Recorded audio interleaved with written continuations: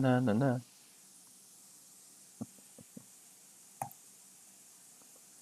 All right, I think we're up. We have sound. Good morning, everybody, and welcome back from the holiday. Hope you had a good one. Wiggle your fingers. Hopefully, there's still 10 of them. My name's Mark. Derek, it's great to have you in the classroom. For the rest of you guys that are brand new, welcome. It's good to have you.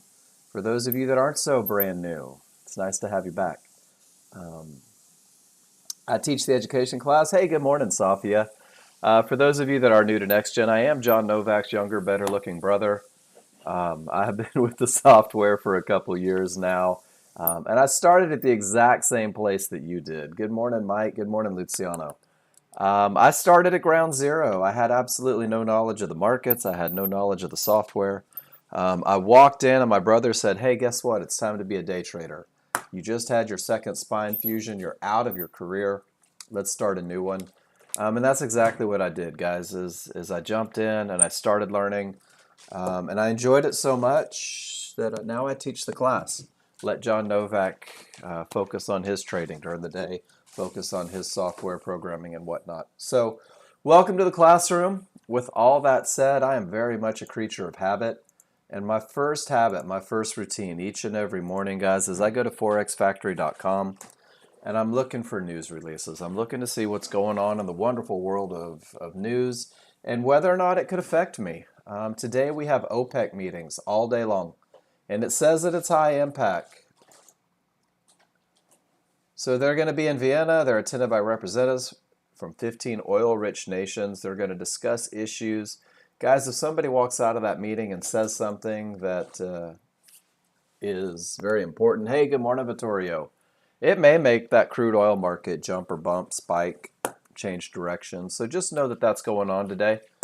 10 a.m. we have low impact news. 2 p.m. we have high impact, the FOMC meeting minutes.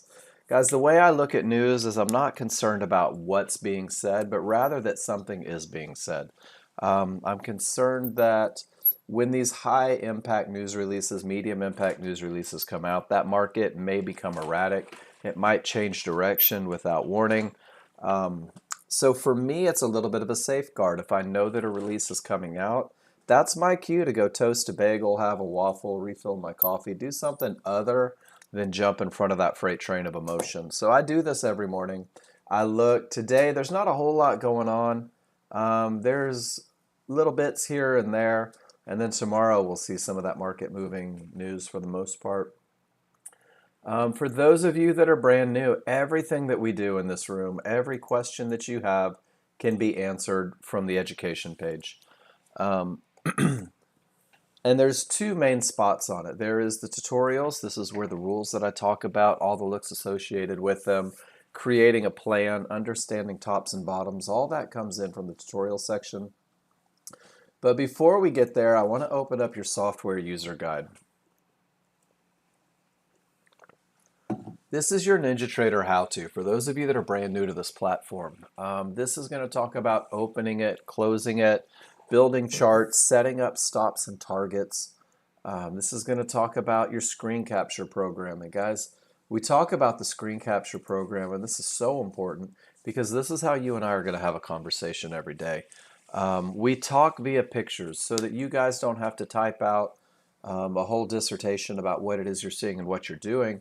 You're going to be able to use screen capture to take a picture of what's going on your screen and annotate your charts. Let me know what's going on. Screen capture is a very easy tool to use. If you go to your search bar and type in TechSmith, it's going to come up for you. I'm also going to give you the how-to link here, but let's go through a quick little screencast tutorial and make sure that everybody's on board.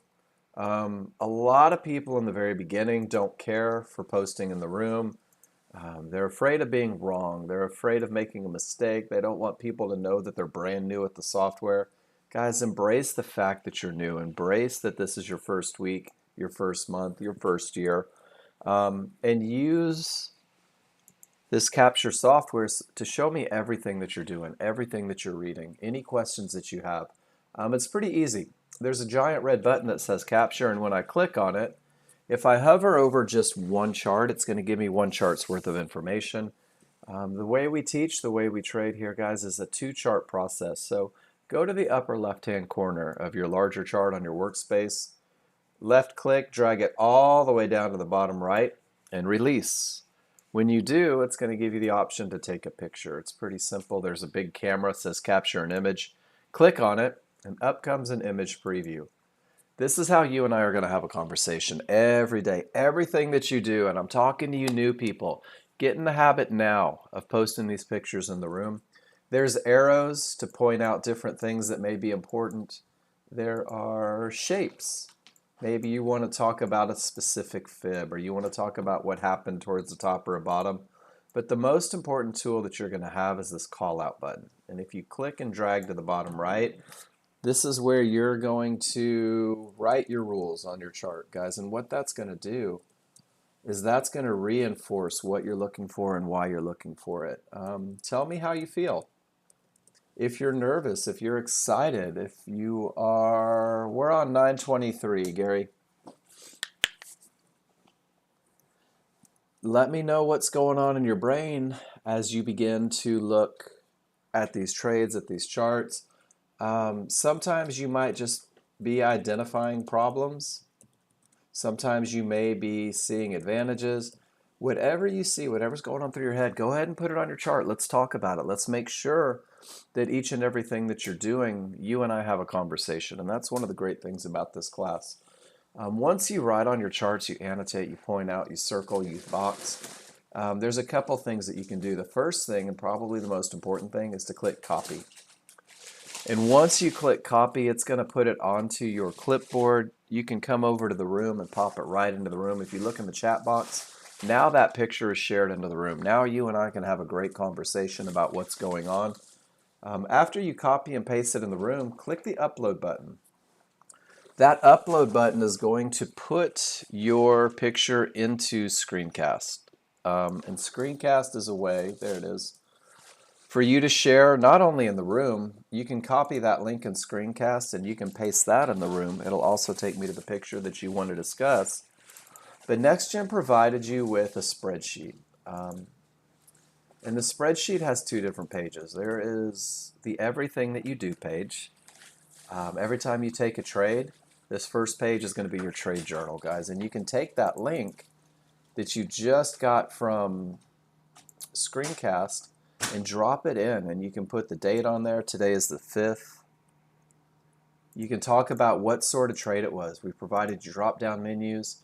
How did you feel? What were you doing? What did it look like? What were the advantages? And then finally on the notes, you're going to type in whether it was perfect, whether you broke a rule, whether you gave up an advantage. Maybe you could have managed better, but something to let you know what happened in that trade. There's also the second page, and these are your favorite looks. Your first 20 days with Nexgen is going to revolve around just understanding the patterns. And here's pictures of the absolute perfect entry that we teach in class, a rules-based entry. I'm going to give you a copy of my spreadsheet so you can have all these pictures. The one that you get from Nexgen will have quite a few, but not as many as I have. So this is our Wednesday morning post-holiday gift for you. There's opportunities for you to talk about management patterns that you see, termination conditions. But being able to take a picture and being able to get that link to put it into a spreadsheet, guys, this is going to be such a valuable tool for you, because when we talk about your path to getting to where you want to be, there's really, it's simple. And it's been the same path that's been going on for decades. And this is your opportunity to get to where you want to be the absolute fastest, guys. And it begins with posting your trades in class. Everything you do, win, lose, or draw. The idea is that you will get feedback. You'll make sure that you understand what you're seeing, what you're doing. You want to make sure that you're practicing the correct trades, not practicing the wrong trades, making sure that you understand the rules. And then from that, after every picture that you take, go to that spreadsheet, guys. Track your real-time performance in that spreadsheet. Track the patterns that you see in that spreadsheet, because we're going to create recognition through repetition, and we're going to do that together. And I'm excited about the path. This is what we do every day, Monday through Friday from 9 a.m. until noon Eastern. And this is going to get you where you want to be. We're going to learn in the first hour the trigger, line, and Fibonacci rules for when it's okay to trade. And we're going to keep it simple, guys. We're going to focus on what's called a high probability trend trade. A trend trade when every indicator on every chart agrees for the trade. And there's only 3 rules for a high probability trend trade. And each of these rules provides an advantage. And here we have the recipe for a trade, and it's just a combination of those 3 advantages. Your rules are going to provide you the advantage of momentum. They will also provide you the advantage of a clear path, meaning that there's nothing in your way. And then finally, your rules are going to provide you an entry area. You're going to be able to pinpoint with accuracy where the market is likely to continue and literally wait for it with a limit order to get into the market.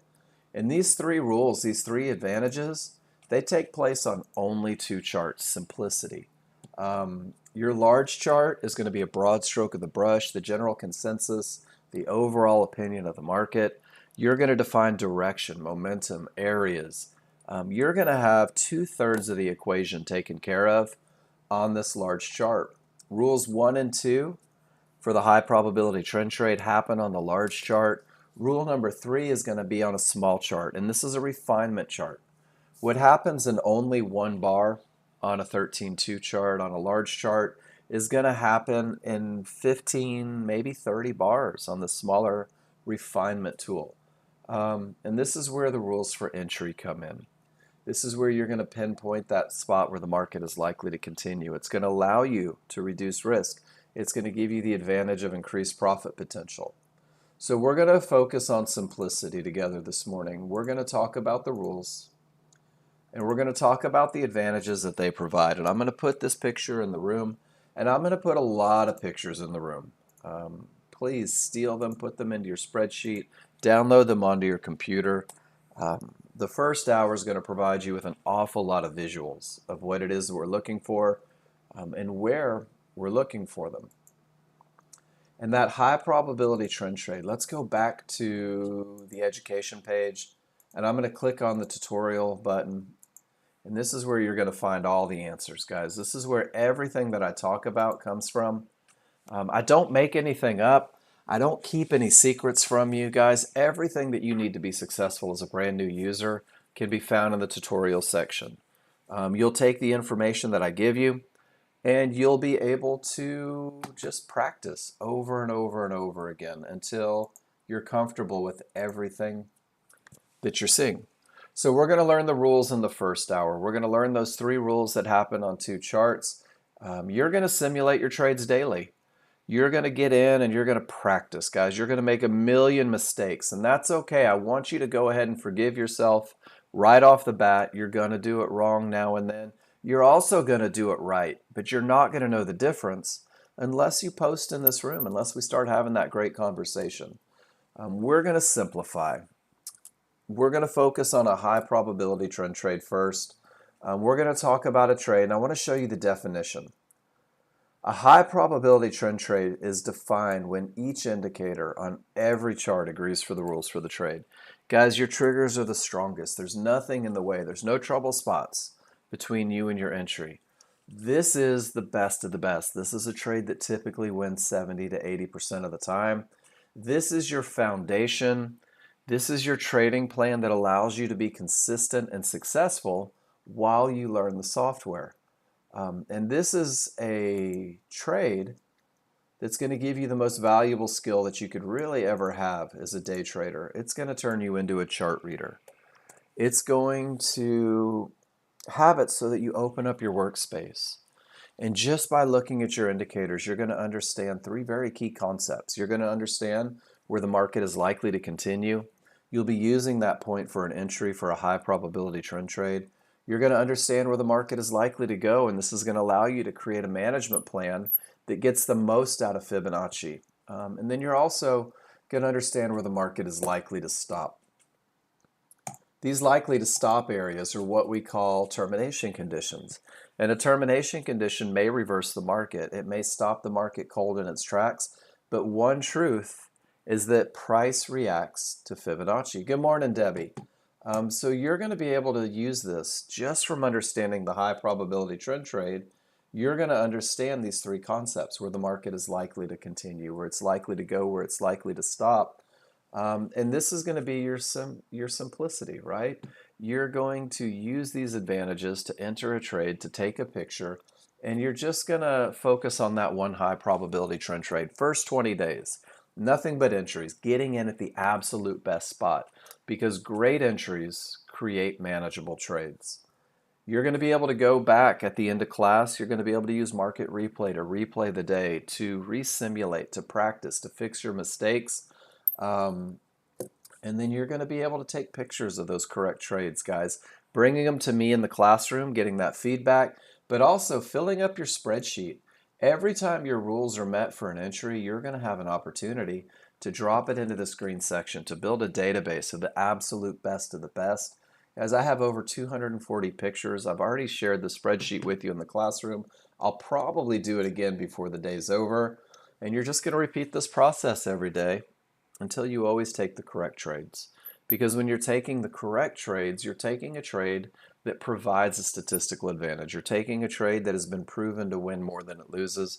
You're taking a trade that's going to build confidence through the memory of success. And then once you're always taking the correct trades, you're guaranteeing yourself that you can win, right? Because you're winning more than you're losing. You're feeling confident. And that's when you'll go to one of those prop firms where you'll test your plan in the real world. So post your trades in class, everything you do, annotate your chart, write on it, vandalize it, give me the most information to give you the absolute best feedback. And then the second half is use that spreadsheet. Get in the habit of using that spreadsheet right from day one, because that first page, everything that you do, you're going to go back and study the next day. What worked? What didn't work, right? What felt easy and what kept you relaxed? Guys, I'm going to tell you right now, when you follow the rules, it takes the stress out of trading. What felt forced and what made you nervous? These are the trades where you're typically forfeiting one of those advantages. If you put them in the room, we can talk about them, we can identify them, and we can work together to make sure that you get over that hurdle. A brief historical study each and every morning will prepare you for the day. Guys, it's going to accelerate your learning, and it's going to get you to where you want to be so much faster. So without further ado, let's talk about 3 rules, and let's put them together on only 2 charts. Keep it simple, keep it focused, and let's understand that high probability trend trade. And everything that we do starts with trigger lines. The T3 trigger lines come in 2 parts. The first part is the small triggers, the solid lines, smaller of the two. The large triggers in this picture are just below it, they're dashed. These are moving indicators, and these indicators work together to provide you the advantage of momentum. That rule number 1. But they also tell you the direction of the market. When the smalls break above the large, it paints that background green. If the smalls are below the large triggers, it paints that background red. And you can use this to identify the trend. And the trend is easy. If the background is green, you're in an uptrend. You're only looking for rules to be met for high probability trend trades long. If the background is red, you're in a downtrend. You're only looking for rules to be met for high probability trend trades short. Remember, guys, in the beginning, we're going to keep it simple. We're not going to fight the trend. And I put the question for the other users that have been here a little bit longer. How many mistakes would it eliminate if all you did was follow the trend? For me personally, it would eliminate quite a few as a new user. So the first advantage that you're going to give yourself is simply not fighting the trend. Rule number 1, whoop, I'm going to sneeze, excuse me 1 second.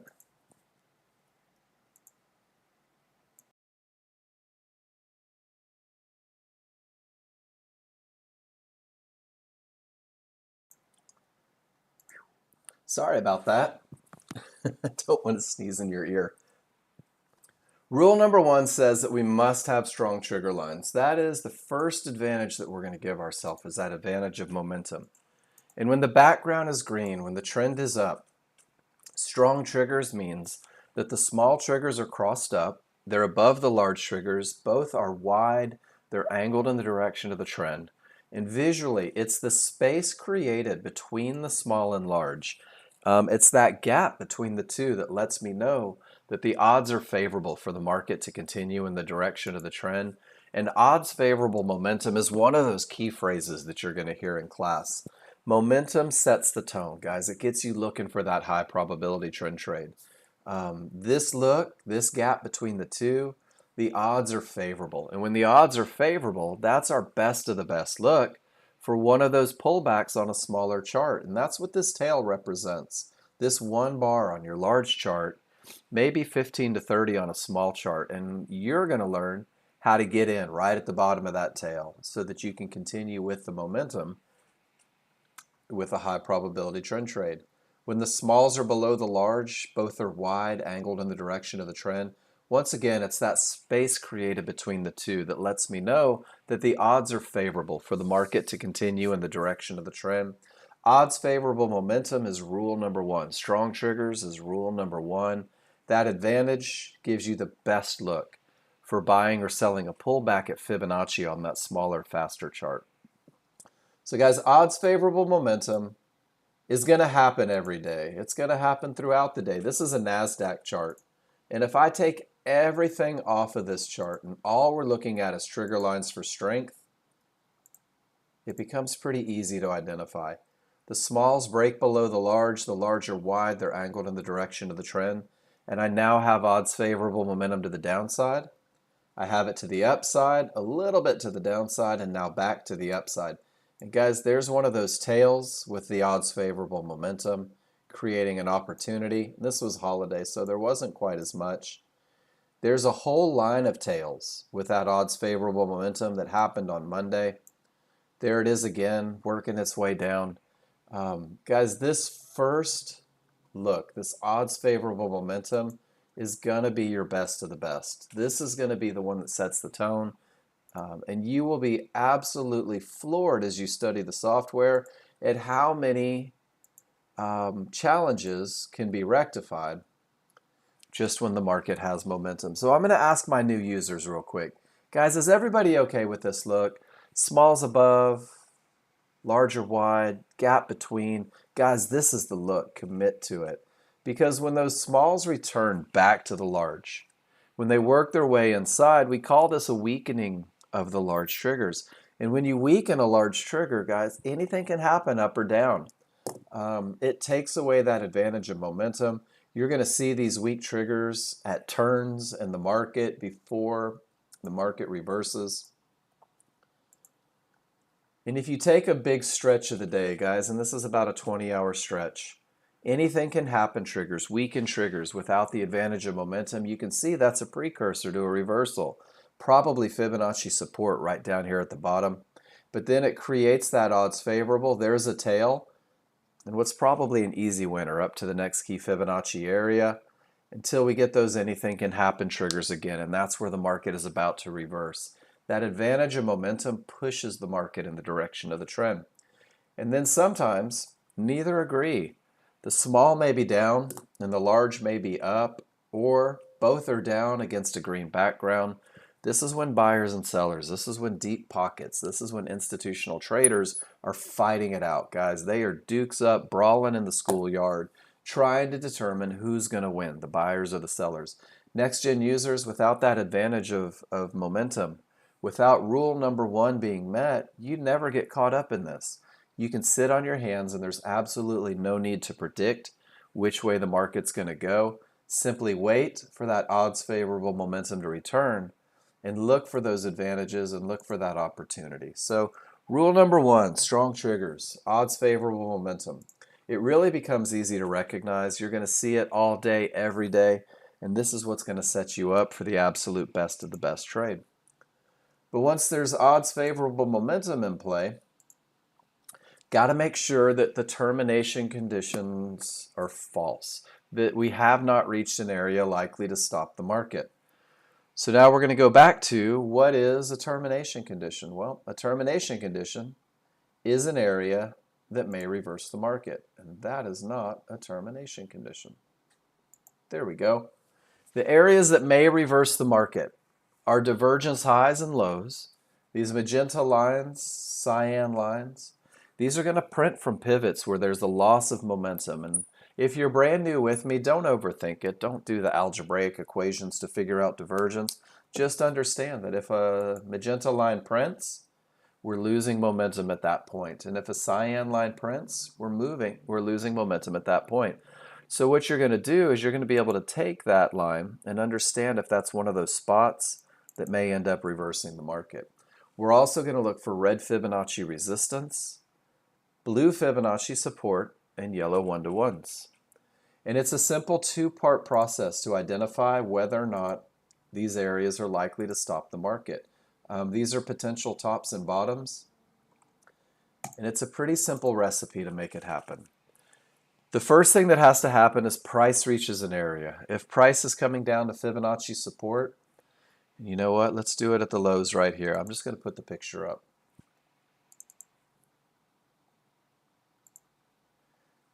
Two things have to happen to identify a termination condition. The first is price reaches the area. Those dynamic Renko bars, if they're going down towards support, towards 1-to-1s, towards divergence lows, they must get to that area.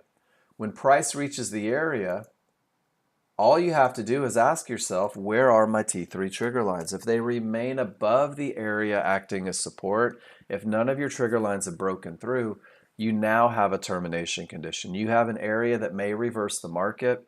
It may stop it cold in its tracks. It may create a bounce that's untradeable. It may reverse it completely.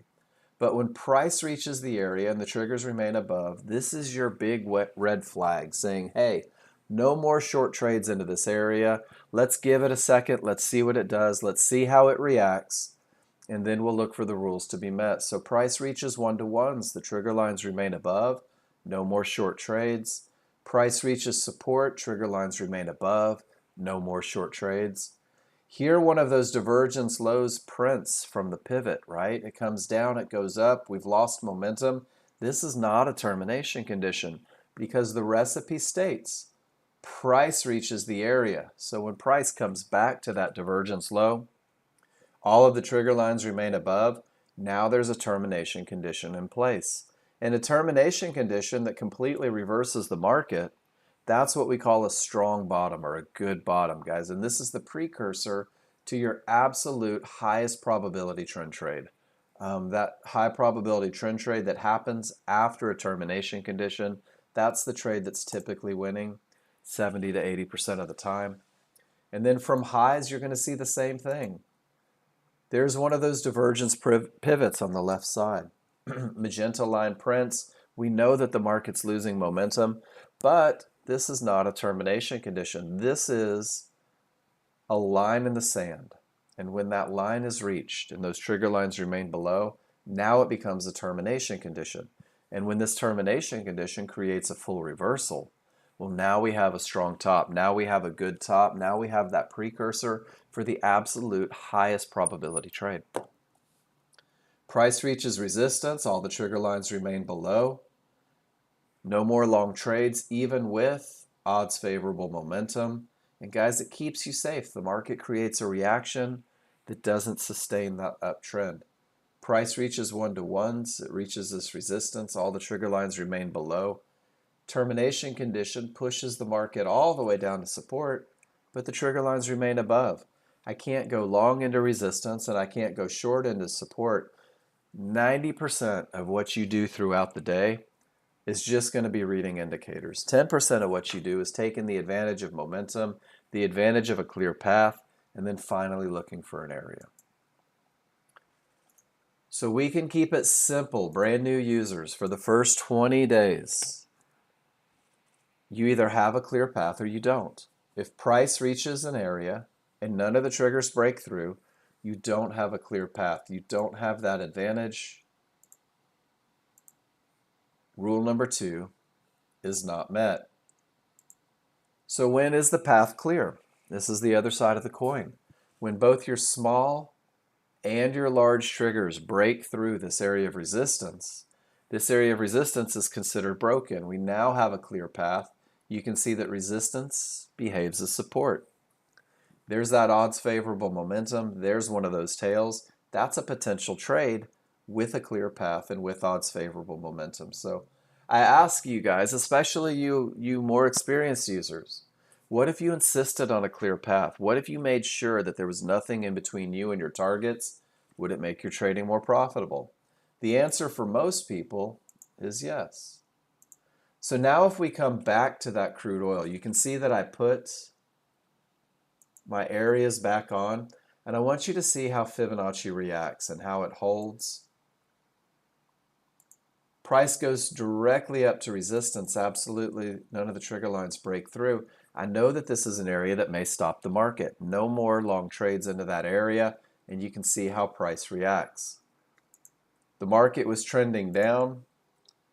It reaches Fibonacci support. None of the trigger lines break through. Guys, we're looking for opportunities in between termination conditions. From lows to highs, we're looking to see what the market's going to give us, if it gives us anything. 90% of what we do is just reading our indicators. Back to support,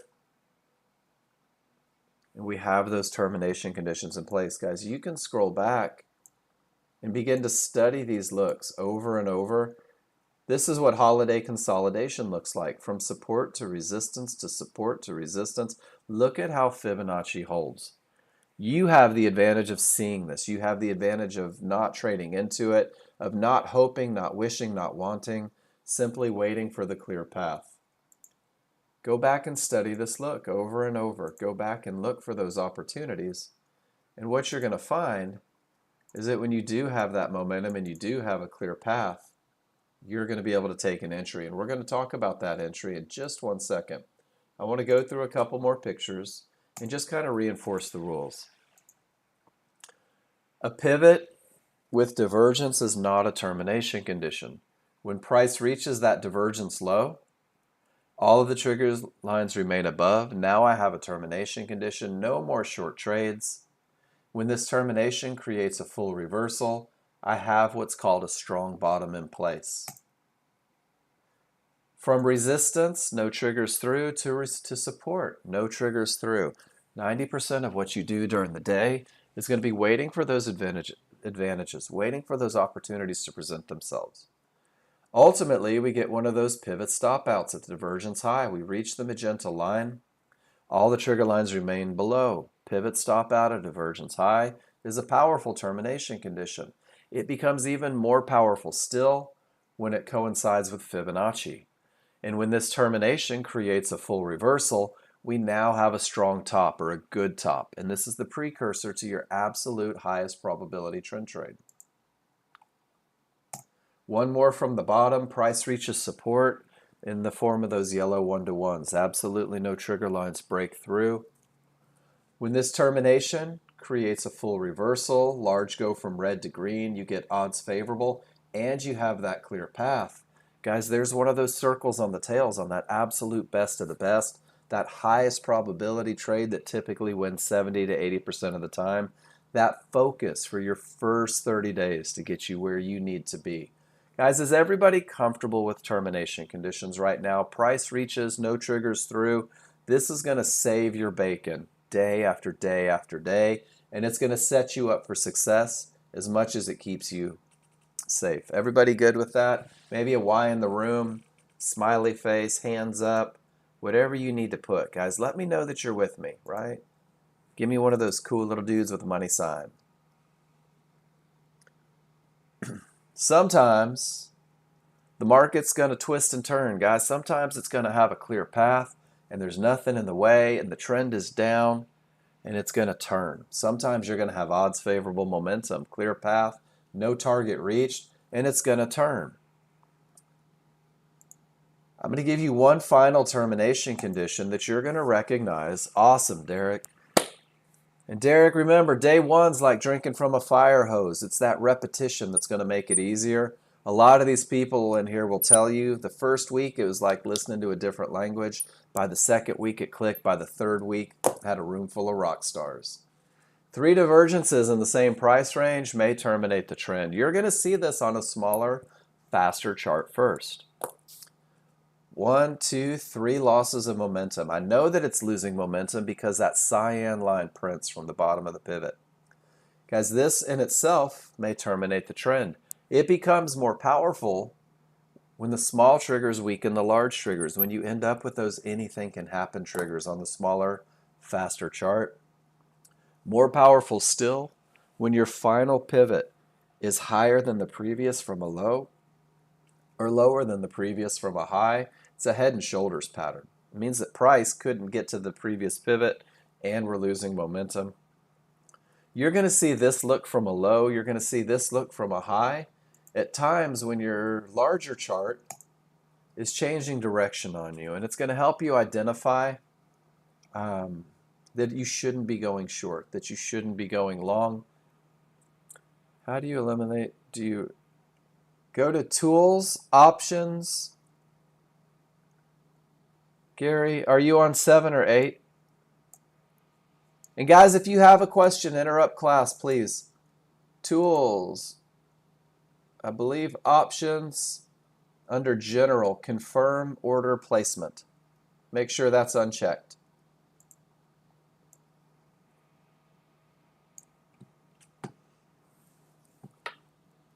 So we have termination conditions. We have the idea on 7, Jose.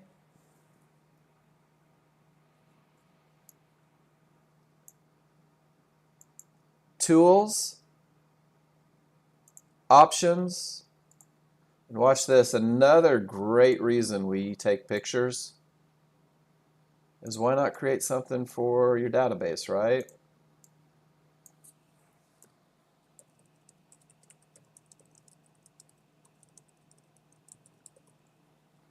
And hopefully this helps out you newer guys too. So let me drop this in the room. You're welcome.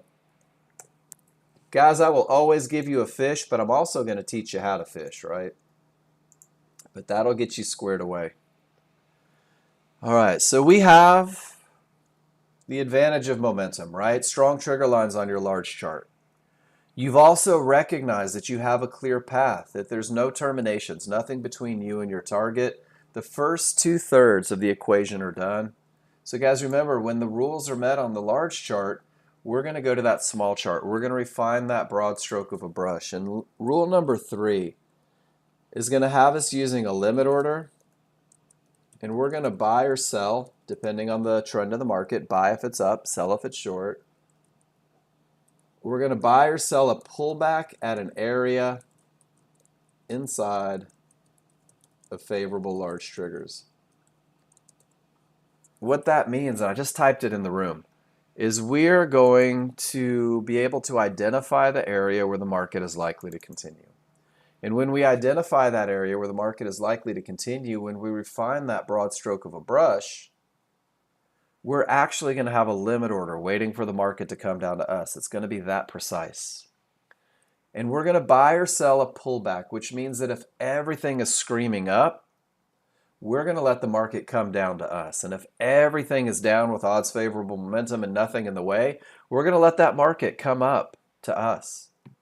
And we're going to buy or sell a pullback at an area. Guys, trades come from lines, fibs, mid bands, yellow 1-to-1s. And they're going to be inside of favorable large triggers. And this is the wordiest of the 3, right?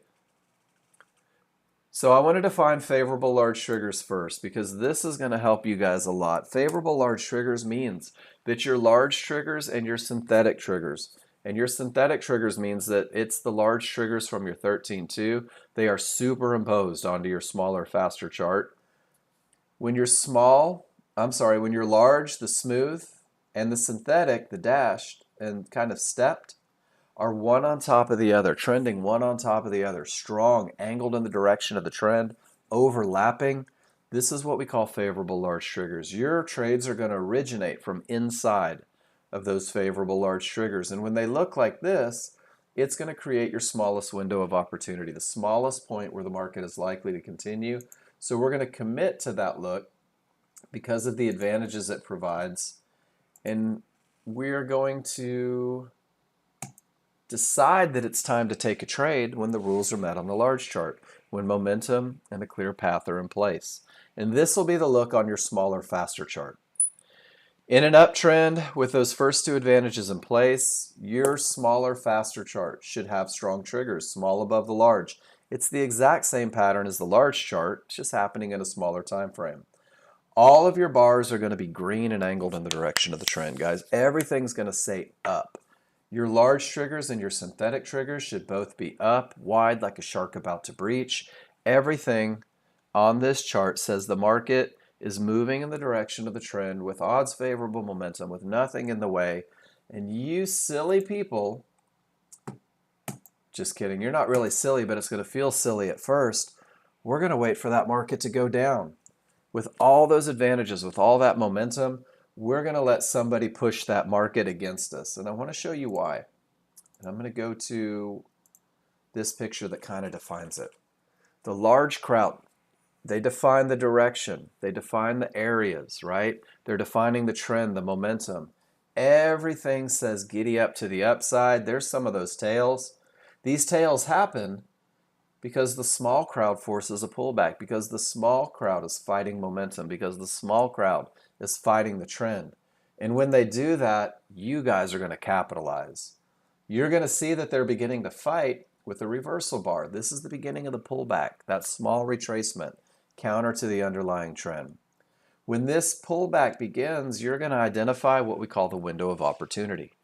For a long trade, it's going to be your highest point of support to your lowest point of support inside of favorable large triggers. For a short trade and a downtrend, it's going to be your lowest point of resistance to your highest point of resistance inside of favorable large triggers. Guys, this is where the market is likely to continue. This is that concept of chart reading that gives you the best of the best entry, the advantage of waiting for the market to come where it's most likely to bounce. And you're going to activate a limit order right at the top of that window. And if the market comes back, you're in a long trade. And you're not just in a long trade with hope, you're in a long trade with the advantage of momentum. You're in a long trade with the advantage of a clear path. And now you're in a long trade with the advantage of an entry area, having entered that market where it is most likely to continue with that trend, with that momentum, with that clear path. And I've got a picture that goes with the picture here that shows a couple different things about it. Here we go. Identifying the window of opportunity. I'm going to do it for you real quick. When the reversal bar prints, I can take my drawing tools and I can go from the highest point of the triggers to the lowest point of the triggers. And I know that I'm looking for the areas inside, fibs, midbands, or one-to-ones, which means that my window of opportunity for a long trade extends from that highest point of support to the lowest point of support inside of favorable large triggers. It's not from the triggers themselves, but from the areas inside. If the market has momentum, if the market has a clear path, I'm entering at the top of that window. Because of the momentum and the clear path, guys, I'm not going to trip over pennies to save dollars. And I'm in this trade, but I'm fully expecting that it may get to the bottom of that window because it is a window. It is an area, right? But what I'm going to tell myself is that if it comes to the top and reaches the bottom, I'm going to put a stop just outside of that window of opportunity, typically 12 to 14 ticks in futures trading. And if that market decides to move beyond that window, I'm going to exit. I'm going to take a loss, guys, and that's okay because anything that wins 70 to 80% of the time, it's mathematically obligated to lose 20 to 30% of the time. Losses are a natural part of a positive equity curve. Losses are a normal part of trading. So the idea is that we develop trust in this methodology that's been proven to win more than it loses so that these losses don't affect our decision making on the next trade, guys. Reversal bar, identify the window, enter at the top. Your stop goes outside of that window of opportunity where that market shouldn't go. Whoops. Let me give you this picture. This is a good one on identifying windows.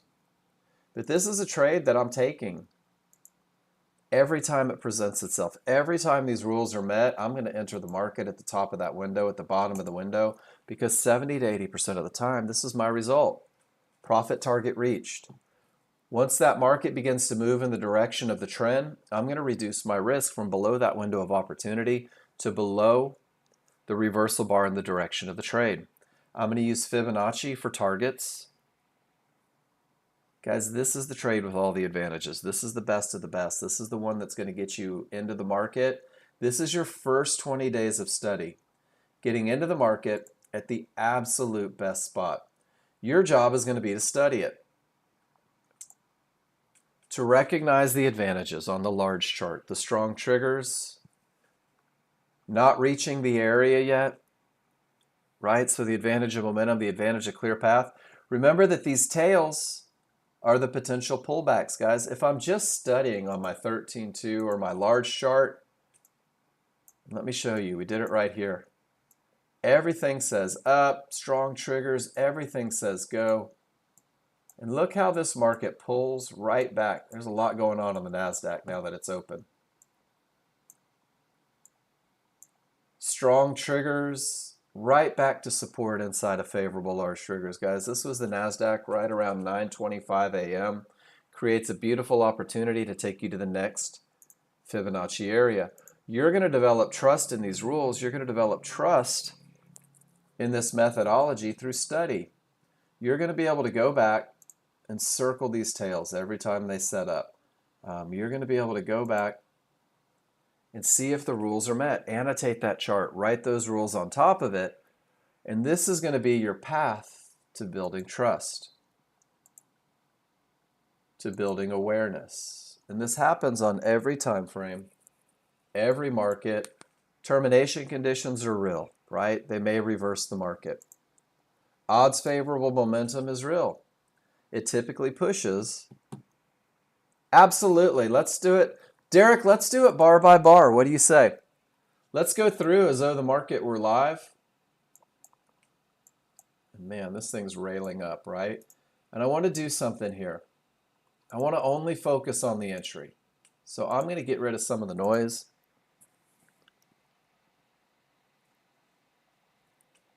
I'm going to get rid of some of the noise, and I'm going to talk about that advantage of momentum.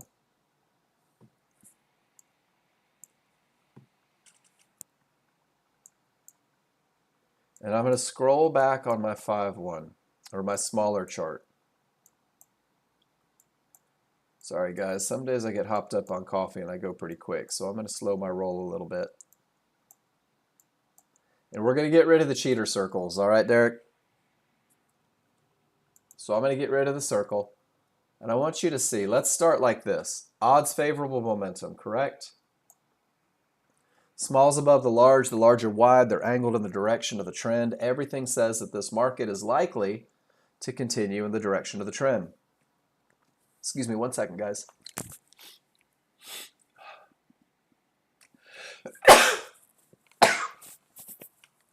I'm so sorry, I was being held hostage by a sneeze. And we're gonna, since we're only focusing on really the entries right now, I took all my areas off because I don't want to get clouded up with that. You see how everything is strong? Price has not reached an area, therefore no termination conditions are present. Are you comfortable with the first two, Derek? Just on a general sense here. The market's likely to continue and there's nothing in the way. Everything says up on my smaller, faster chart. So we'll do a little bar by bar. We know that it's time to take a trade. The rules are met. And I'm looking at my large triggers, my synthetic triggers. They're both up, they're strong. And I'm just going to identify. I've got some support. I've got a mid-band. I've got support and one-to-ones down here, but they're so far outside of those triggers, these aren't part of the equation. And the market continues up. And a lot of new users are going, man, it's going without me. I'm never going to get paid. And the market continues up. And you're like, oh my goodness. And then we get a reversal bar. In this reversal bar, remember, this is the beginning of that pushback. So we're going to take our triggers, and I'm going to draw a box from the top of the triggers to the bottom of the triggers. So far, so good?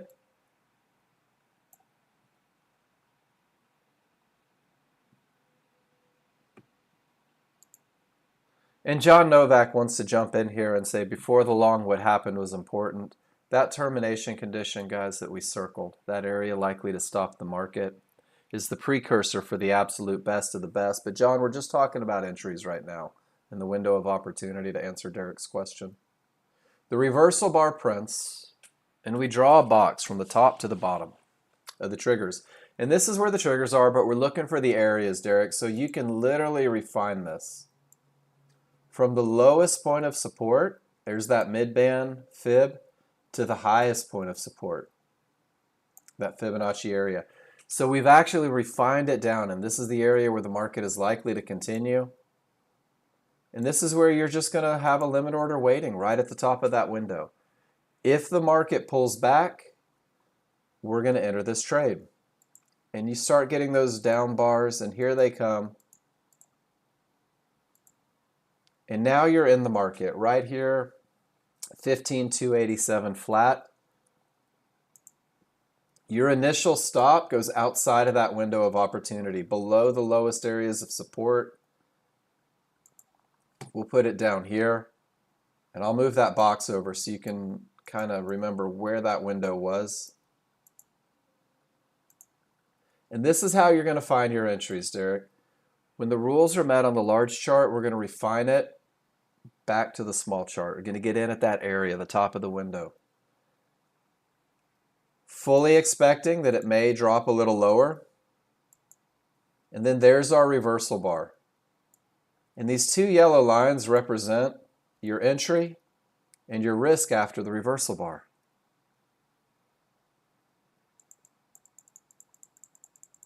And there it goes, off to the races. And then, as John Novak was saying, and you can't see it because we only focused on momentum here, is this market was in fact coming from a termination condition. And when you reach a termination condition on your higher time frame, it's what we call a good bottom, a strong bottom. And this is the precursor for your absolute best of the trade. So when this termination condition creates a full reversal, the market bounces a little bit, then we get a higher divergence. That ultimately gives us the odds favorable momentum, the clear path.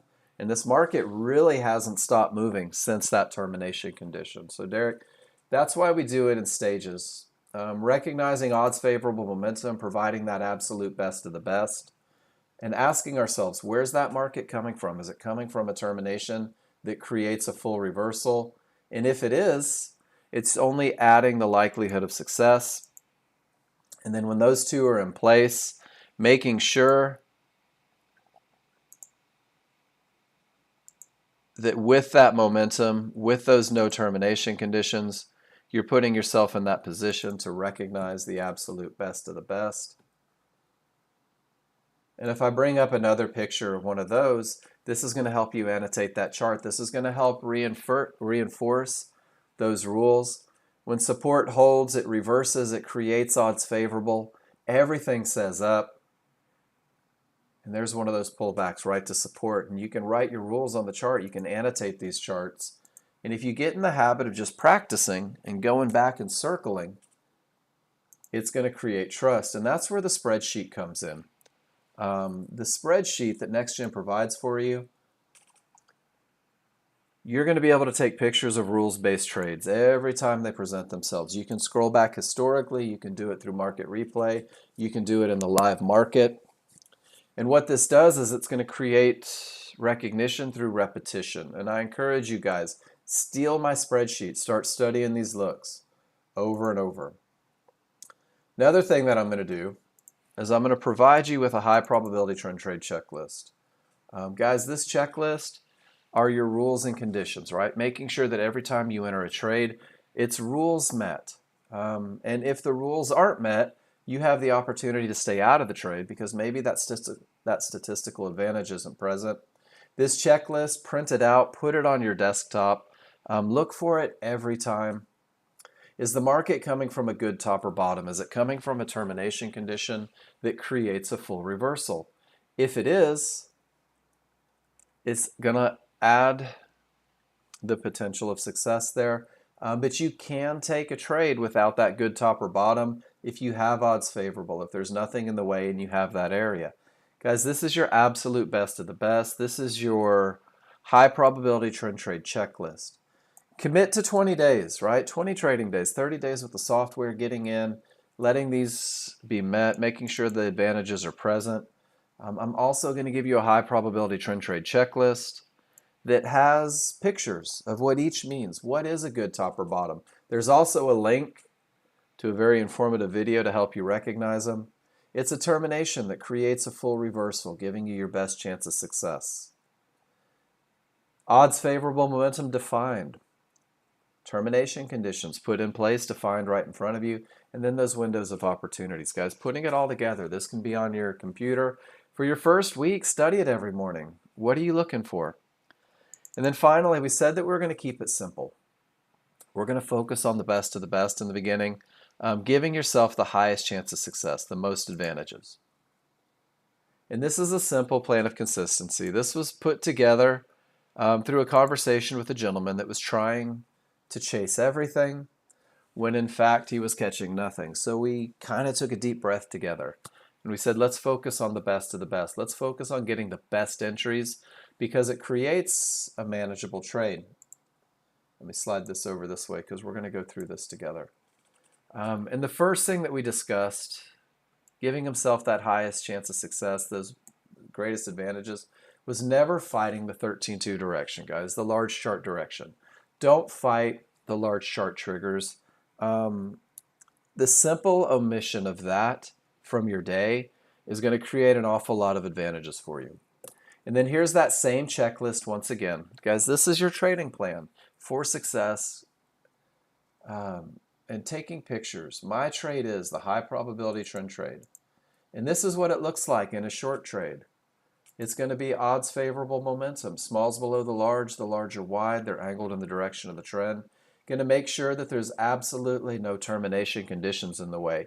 You can see the annotations on the chart verifying that the rules are met. And it's going to be a pullback to an area of resistance right inside of favorable large triggers. Look how he gets in at the bottom, but it goes to the top and it creates an opportunity for money all the way down, guys. That's your best of the best look. That's the short trade. You're going to take pictures of those short trades, of the long trades, drop them into your plan. Make sure that you know exactly what you're looking for. It defines the momentum, the terminations, and the areas. And then every great entry creates a manageable trade. 20 days on entries, 20 days on the best of the best, getting in at the right spot so that it becomes easy to manage. It's mechanical. Right? There's a checklist. It helps eliminate opinion. It helps eliminate hope, wishing, wanting. It's simply two opportunities every time you enter the market. Either the rules are met or the rules are not met. Takes your own opinion out of it. Well, once you're in the trades, you're going to have to learn how to manage them a little bit. You're going to have to do something with that great entry. On the same token, a mechanical, a methodical approach to management is going to be very advantageous for the new user because once again it's going to take the opinion out. It's going to take that hope out.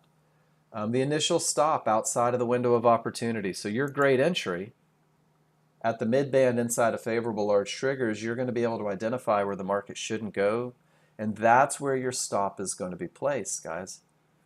This very simple plan says that I will trade 2 contracts. My initial stop will be 12 ticks.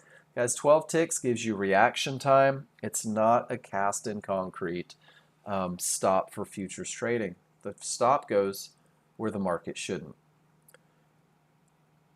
Initial stop will be outside of the window. If the market moves in the direction of the trade, I'll reverse my risk just above that reversal bar. And at this point, there's nothing to do. I'm either stopped out for a small loss or it goes to my first profit target. And my first profit target on my first contract is going to be $100, guys. It's simple, it's quick, and when all the advantages are in place, this is the target that gets hit more often than not. If it reaches that first target, it's $100 in the bank. It's that dopamine kick. It's that feeling of confidence coming from success. And I'm going to move my stop to break even. Nothing to lose as we wait for that market to see if it hits the second target of $200. Keeping the expectations small in the beginning, keeping it mechanical, methodical, nothing to do. It's either break even or it's the second target.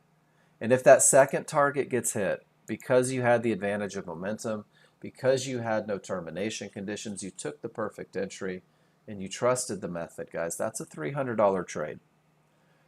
These pictures, this mechanical entry, this mechanical methodology, guys, all of this is in your spreadsheet as well. When you look at the spreadsheet that I just dropped into the room, there's a whole section dedicated to management because every great entry has a management opportunity. There's a whole section dedicated to chart reading. When you begin to recognize patterns over and over, you're going to be able to see these patterns, take pictures of them, remind yourself what they are every morning. And then there's a whole section dedicated to termination conditions, not trading into areas likely to stop the market and reinforcing your ability to recognize them just by taking pictures over and over, guys. And there's a few different pictures that I take. I take pictures of rules being met, and I also take pictures of rules not being met, reinforcing those rules. I take pictures just before the entry, making sure that my rules are met. I take pictures during the trades, and I take pictures after the trades. And my goal every day is 15 pictures. 15 pictures reinforcing my rules. 15 pictures identifying advantages. And that's about 300 pictures a month, about 900 pictures over the course of 90 days of study. And it's creating recognition through repetition. This is your first trade, your highest probability trade. Every indicator on every chart agrees for the trade. This is going to teach you to enter the market at the absolute best of the best spot. And then, guys, once you are comfortable with the advantages and comfortable with the entries, you're going to take what's probably your first medium probability trade. And this medium probability trade means, let's go to the glossary of commonly used terms. A medium probability trade means that most of your indicators line up for a trade, however a small issue exists. Your first medium probability trade is going to be what we call a 50-50 trade. It's going to be when areas have the potential to break, but they haven't yet broken. When you have a medium probability trade, your ability to read your charts, that skill that you developed on the high probability trend trade, is going to come into play. It's going to identify that small issue. This will ultimately be the vast majority of your trades, but when you're executing medium probability trades, you're going to take them and manage them assertively. Your ability to read your charts is going to allow you to manage them assertively. You're going to be able to take off a portion of your contracts at the first trouble spot. You're going to be able to reduce risk to a zero loss level. And guys, as you get into medium probability trades, that's where those three divergences on a smaller, faster chart are going to pay huge dividends. If I enter the market at a mid-band at 1-to-1s inside of favorable large triggers, one divergence doesn't worry me, right? But the recognition, the chart trading, or the chart reading, 3 divergences is going to allow me to exit before I'm stopped out for a loss. It's going to have me identifying trouble spots where I can take profits, where I can get to zero loss levels. So ultimately, you're going to get to a medium probability trade. And your first medium probability trade is going to be what we call a 50-50 trade. And a 50-50 trade isn't your chances of winning. It means that 50% of your indicators have made it through the area, 50% have not. You could call it a straddle trade or a one above, one below trade. What it means is that this 6980 area has the potential to break because of the odds favorable momentum. Not sacrificing momentum if we're hoping an area breaks. It has the potential, but it hasn't broken yet. It's not a clear path. Rule number 2 isn't met. And if rule number 2 isn't met, well, then we don't have that advantage of a clear path, right? So we're not going to forfeit the other advantages. We're going to make sure that we still have momentum. We're going to make sure that we still have that area inside of favorable large triggers. So on this first medium probability trade, on that 50-50 trade, let me give you this picture. What it looks like when the area has the potential to break. As a brand new user, you're going to insist on the absolute best of the best for your entries. You want to make sure that there's no divergence, that the strong triggers are present. that the small window exists. And this is going to give you the highest chance of success when this area has the potential to break but hasn't broken. Once again, the areas have the potential to break, but they're not broken. No divergence on your pullback, right? Strong triggers, tiny little window of opportunity. This is going to be your second trade as you simplify, as you move on. 50-50 trades. Do I have momentum on both charts? No divergence. Am I coming from one of those termination conditions that create a full reversal? This is your best chance of success on this trade in the beginning. You're going to enter at the area. And guys, if there's divergence, you're going to sit on your hands and you're going to wait to see whether or not the area breaks or holds. Because it is a medium probability trade, it has to be managed differently, a little more aggressively, a little more assertively. You're still going to put your stop outside the window of opportunity, and you're still going to use that reversal bar to reduce risk. But now you're going to tell yourself, if divergence prints, I'm going to exit the trade, because if divergence is present, I should never enter in the first place. Your first contract is going to come off at the trouble spot, that area that you're hoping breaks. And your second contract can be quick profits on this medium probability trade. So guys, this is what we call the KISS plan, the keep it simple silly plan, or the keep it simple sunshine plan. And this KISS trading plan is going to give you a path to success, guys. Your high probability trend trade is going to keep you comfortable and confident. It's actually an opportunity for you to win as you grow with the software. When you're comfortable with the entries, you can add that next trade, that medium probability trade, and kind of expand what you're doing, guys. But if you commit to this easy path in the beginning, what it's going to do is it's going to teach you to read your charts. It's going to teach you to see more happening in the moment, and it's going to allow you to be successful while you grow with the software. And then it's just going to be a matter of study, of getting yourself to the point to where you recognize these advantages, where you recognize these potential problems as they're happening, before they happen, and that comes through repetition. Are there any questions about a high probability trend trade? I'm putting my areas back on the NASDAQ. You come. Absolutely, I will. Be happy to do that.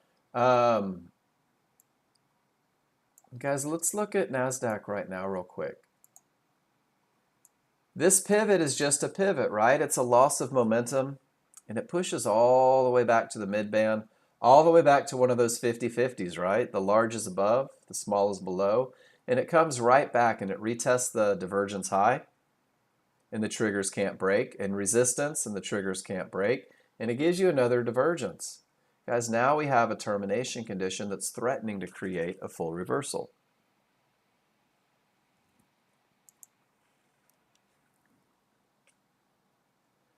And John Novak is blind. He suggests that this should be a different color. Let's make it visually more appealing for him.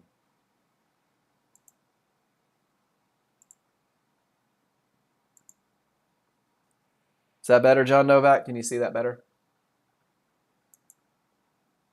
Guys, sometimes I don't notice that things may not be the best colors. Cool, there we go. Your divergence has one more divergence line. Mike, did you pay extra for the divergences? Sometimes that can be a little bit of tick data. If we're one tick off, it may create something.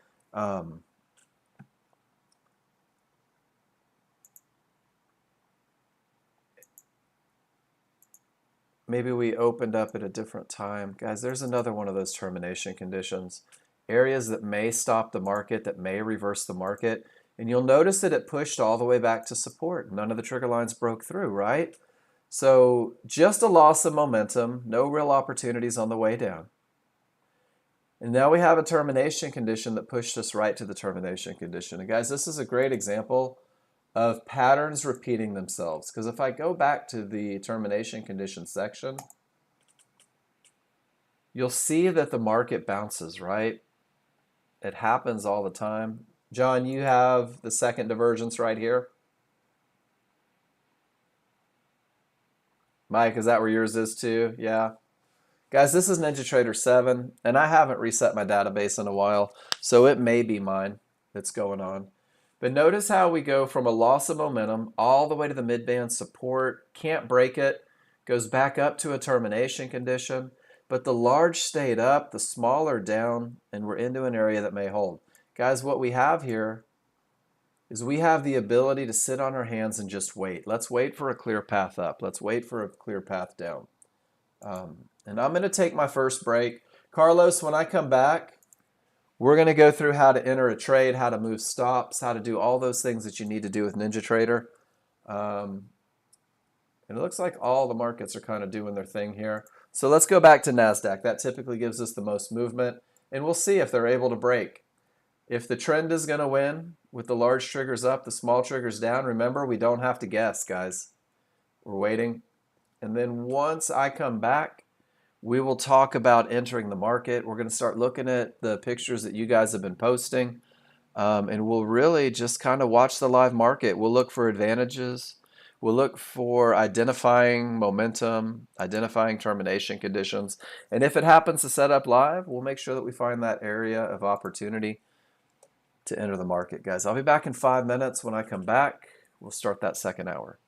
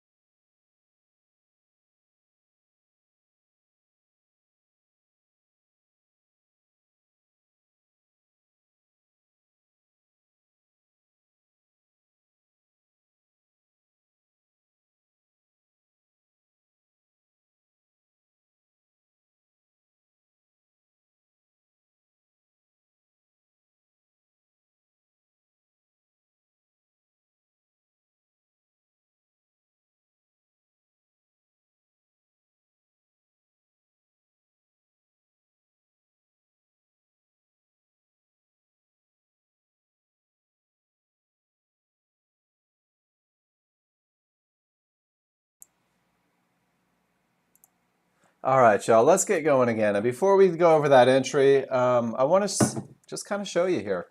We did have a termination that created a full reversal, right? Smalls break through, large didn't. Right down to support. That's that 50-50 look, and there's one of those divergences. The reason the simple plan is in place first, guys, is because this divergence takes away an advantage. When it goes on a second divergence, it takes that advantage away even more. It becomes a patience piece at this point. All right, so let's go through Carlos. Are you ready? Let's pull off an entry. I'm also going, I believe, I know that there's a video for it somewhere, but let's just do it real quick. So remember, we're going to buy or sell, right? We're going to buy or sell an area inside of favorable large triggers. I'm going to see if I can find just a little example. And we're not really going to be lucky here, but that's okay. So let's say this is crude oil. Carlos, everything is up. Everything is good, right? And guys, this is not a trade. I don't have rules met because of a termination condition. And let's say we're going to buy a pullback down here to 71.65. I'm going to need to activate a limit order. Right click. If I'm below price, my option is buy limit 2, right? And if I click it, I have an order waiting right here at 66. If the market pulls down, it's going to hit my order. It's going to put me in the market. If I right click above price, it's going to give me the option for sell limit. And if I click on that sell limit, it means that if price comes up to this area, well, then I'm looking and anticipating for the market to come short. So that's the first part, is making sure that you can just activate that limit order. And remember, you're going to have it resting at the area where the market is likely to continue. We always trade with stops and targets. So if you're on 7, you'll need to have that ATM strategy. If you're on 8, the ATM strategy is pretty easy. Here's the link to it. And all the ATM strategy is it's saying that you have stops and targets in place. So when you enter the market, you're going to have a predetermined number of contracts. You're going to have a predetermined stop loss, profit targets, and you can name your template. You can call it Carlos's Path to Success. You can do the same thing. There's some NinjaTrader videos, how to place bracket orders, all sorts of stuff going on there. But if you have that limit order in, your strategy's in place, and I'm going to make this happen. Now we're in. You can see that we have a stop in place. We have targets in place. If you need to move your stop outside of the window of opportunity, and guys, never trade into termination conditions, I can click on that line and I can move it anywhere I want. And it'll stay in the normal spot. It'll stay in the first spot until I click a second time. The same is true on targets. If I need to put my first target maybe at the trouble spot or $100 up here at 73.83, it's right there. I can click, I can move. If we have momentum and we're holding for larger targets, I can also move it up like that. And you can see it on this chart as well as that chart. Guys, I got to tell you again, this is not a trade because it's right into resistance. That's probably why the market's going against us. If I need to exit a trade because maybe things have changed, I broke the rules, the close button will take you out. I can tighten up the stop. If it hits the stop, it'll take me out. I can tighten up the target. But ideally, just hitting close is going to pull you right out of that trade. So if like, uh-oh, everything's gone wrong and I shouldn't have taken this trade because of the termination condition, I just realized it, I can hit close and now I'm out of there. If you want to make sure that you see where you entered, where you exit, you can right click and go to data series. Scroll all the way to the bottom and there is a plot executions option, and that's going to help you there. So Carlos, one of the best things that you can do in the beginning is just practice. Practice setting those limit orders. Practice moving your stops and targets. Practice just putting things where they need to be.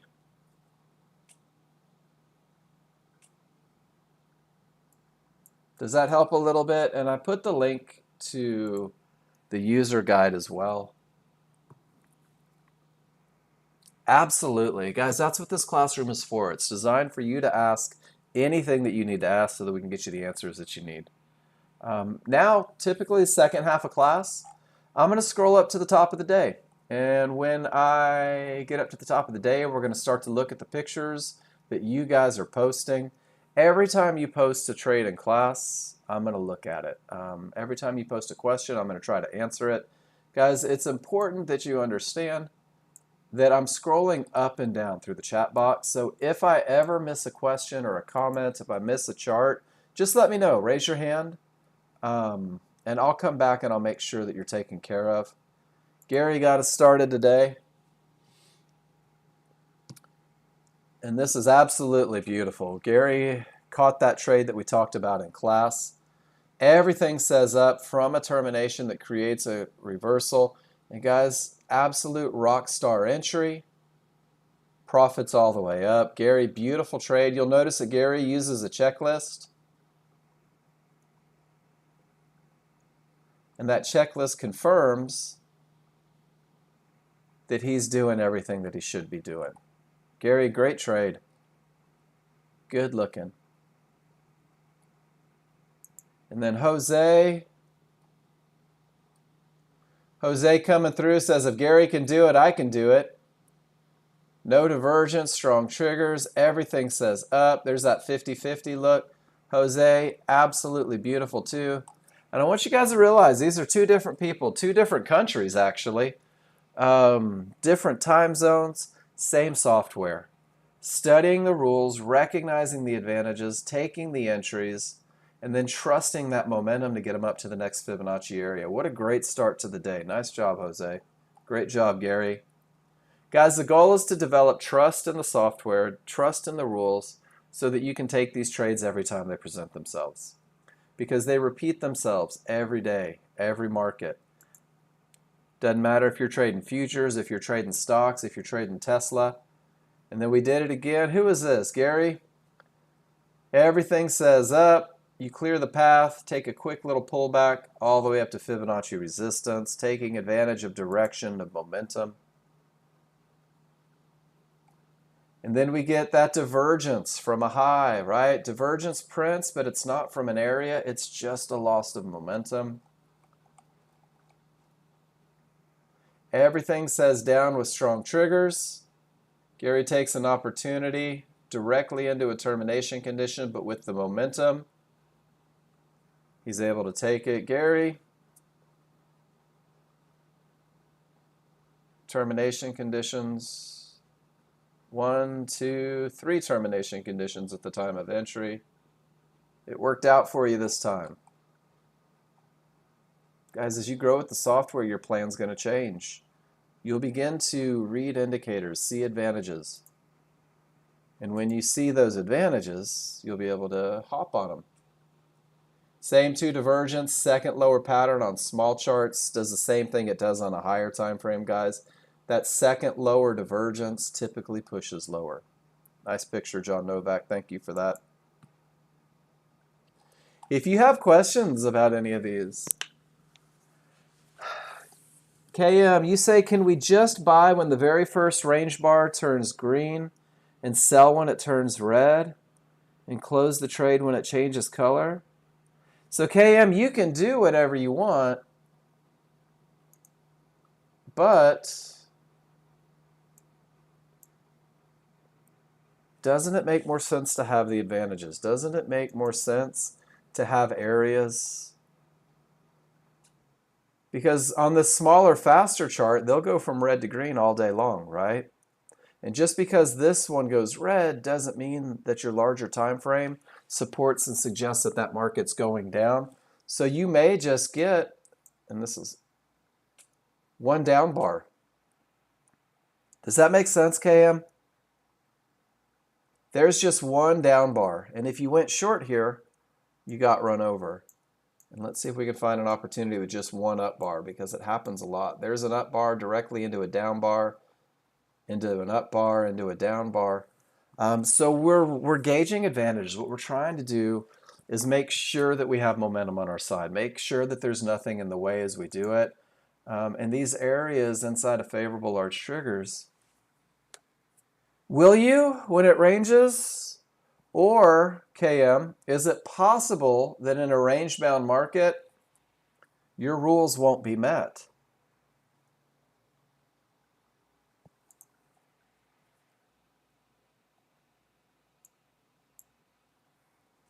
When the market doesn't have a clear path either direction, it's going to keep you from getting chewed up, right? There's your green bar, but everything says down. Your rules aren't met. No reason to take the short, right? So what happens and what a lot of users find is that when the market is range bound, when it's kind of caught in between these areas, it gives you the opportunity to just sit on your hands and let it sort itself out, where most users find themselves getting beat up, right? Getting chewed up, getting spit out. But here where we have the small still outside and the clear path, there's a tiny little pullback. And that tiny little pullback came right to that mid band, right inside of those triggers. KM, I'll tell you what, here's one of the great things is you can use the software any way you see fit.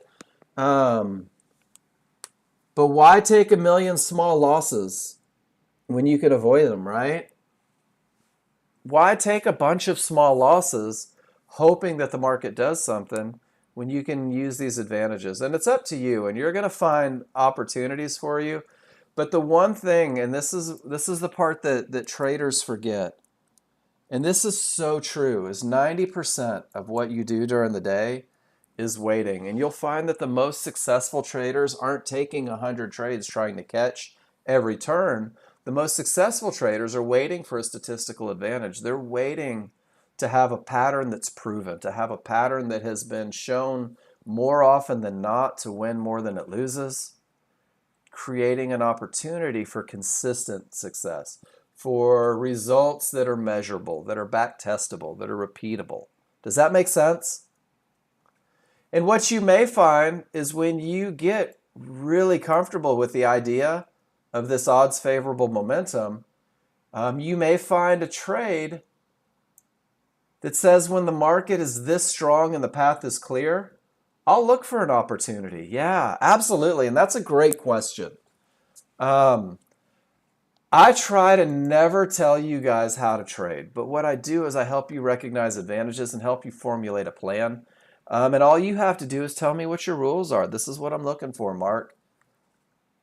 And we'll develop it together, and we'll work together to help get you to where you want to be. Let me figure out where I stopped here. Great question. And guys, keep them coming. Always ask the questions. Carl, everything says up. And there's that one that we just talked about, right? There's that entry. Odds favorable, clear path, beautiful entry, and an opportunity to make money on the way up. Carl, what a great trade. And then KM, just to compound a little bit, if he went short at the first down bar, it danced a little bit, but ultimately came right back to that area inside of favorable large triggers. Nice trade, Carl. Safia, good morning. Safia had the fear of missing out. Rule number 2 is broken. So Safia, you had a 50-50 trade, right? Not from a good top. Is the market coming from a good top or bottom? Nope, that's okay. Let's look at the annotation. Odds favorable? Absolutely. No termination conditions? Nope. It's a 50-50. And we've reached the mid-band, which we know is the first bounce point from a bad top, right? But you do take a shot right from resistance, and you get in, and your stop's at the first trouble spot, and it's a tough look. And hopefully the result was okay. Hopefully that one worked out for you. And guys, you are going to take trades that fall outside of your plan. You're going to take trades that you deem mistakes. You did lose that one. And that's okay, right? Because now it creates a great opportunity for study. And even better, it was on simulator, right? Not a live trade. And that's where, yeah, third divergence would take me out for sure. You had the same trade, hit your targets, move up the first target. Yeah, that's okay. It's a great learning lesson, right? Every time. Mike M., you took the same trade with different results. Do you have a picture of it, Mike? I'd love to see it. Yeah, it's the first day after a holiday. It's like a Monday again, right? So John Novak and I were talking about that this morning. We're like, it feels like a Monday.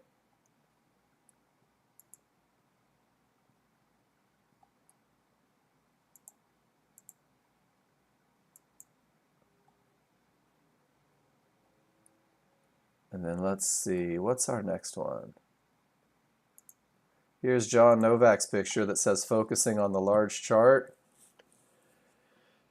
Just another one of the days that end in Y. I think it was pretty slow when they closed early, Ron. John Novak said, I'm focusing on the large chart.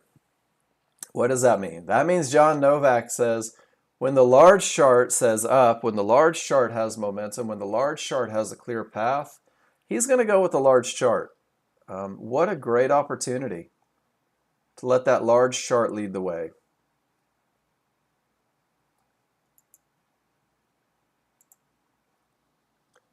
And then when this chart says go, John looked for an opportunity where everything agreed and took it right up to the fibs. Thank you for participating, John.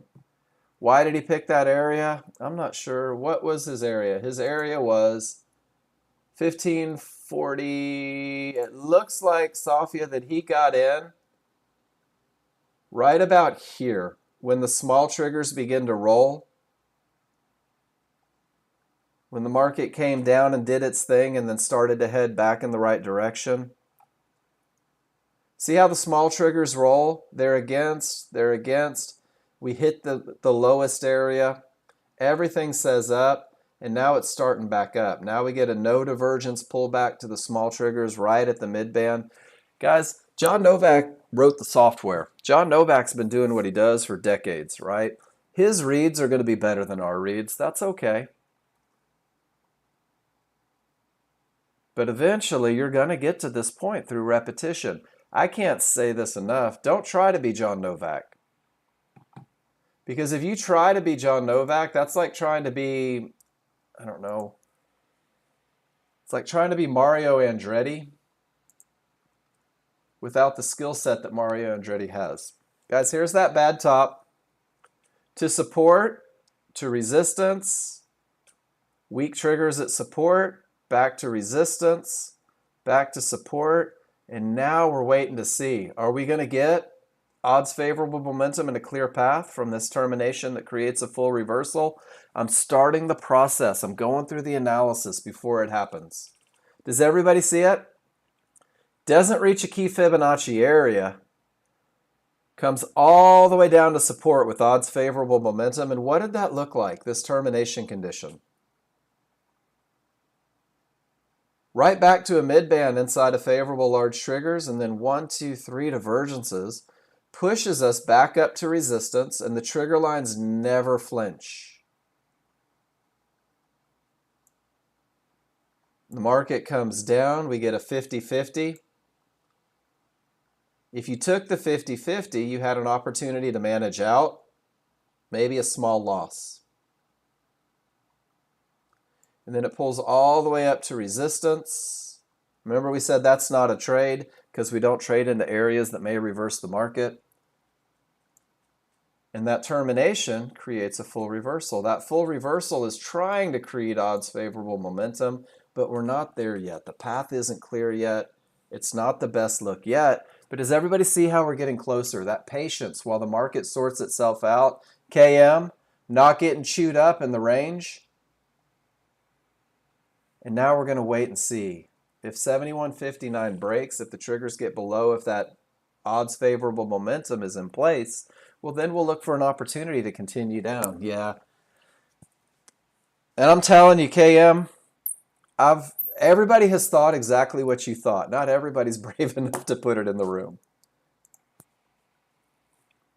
But what I'll do when I get questions like that is I'll go back and revisit why it sacrifices advantages a little bit. Guys, right now you have anything can happen triggers. This area hasn't broken. These triggers are flat and nasty. Divergence. Guys, there's a whole lot of nothing going on the NASDAQ. The S&P has a clear path and weak triggers. Look at all the nonsense that happens when the buyers and sellers fight it out. You see it on a smaller, faster chart. Waiting for one more run of the highs of the NASDAQ. John Novak forming an opinion. He says, and I'll show you what he's talking about, guys. They love to get to key Fibonacci areas, right? He says, I'm not even thinking shorts with weak triggers and terminations because the reality is when everything says up, all the charts are green, they're probably going to get that next fib. Doesn't mean that he has a trade anywhere in here yet. And there it goes, guys, right there. And now, going to make that decision. Is this going to be the high of the day, or are they just going to rail on through? Nobody knows. We don't know. All we can do is wait for the rules to be met. Wait for the advantage of momentum. Wait for the advantage of a clear path. Wait for the best of the best, given the best chance of success each and every time you take a trade. And guys, because the market's been a little slower,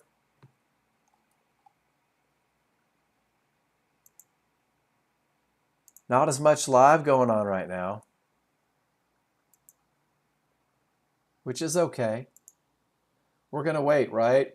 Anything can happen. The path is clear. Weaker triggers, loss of momentum, and it pulls right back to support inside of favorable large triggers. It appears to be bouncing off the bottom of the window. But I'm forfeiting advantages, right? Sophia, there's that look again. If it looks like it's going and you're not sure, letting those trigger lines turn over.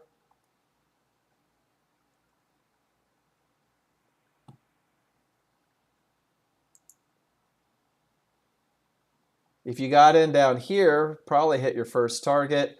If you got in here, you forfeited the advantage of momentum, right?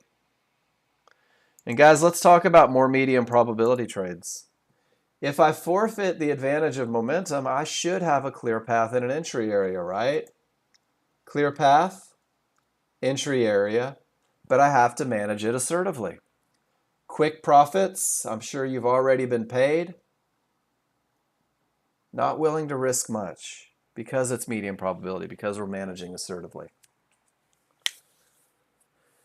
And now there's a second lower divergence. And it's pushing right into the area. So momentum is going even more.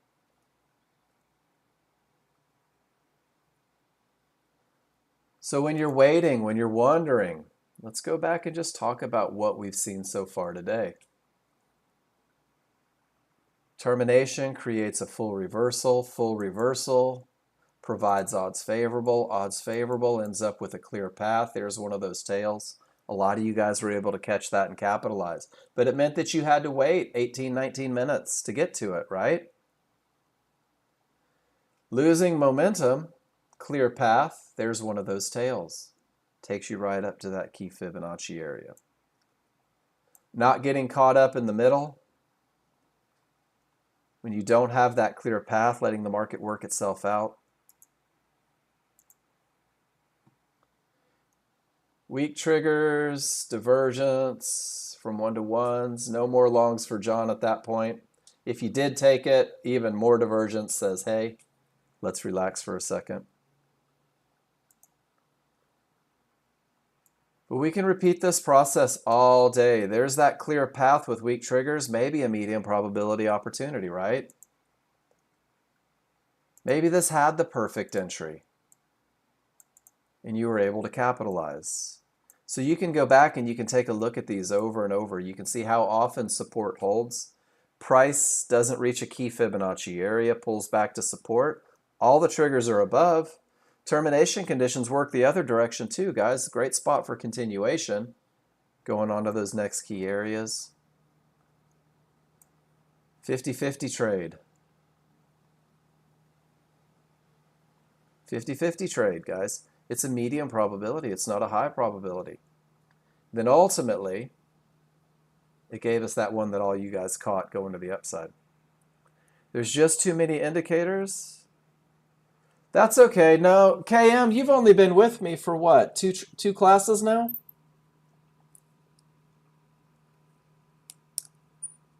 Because I think most of us are old with you.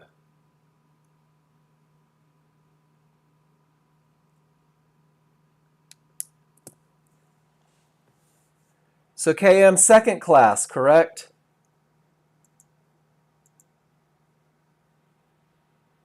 Of course it is. 2 classes. KM, do you remember your freshman year of college?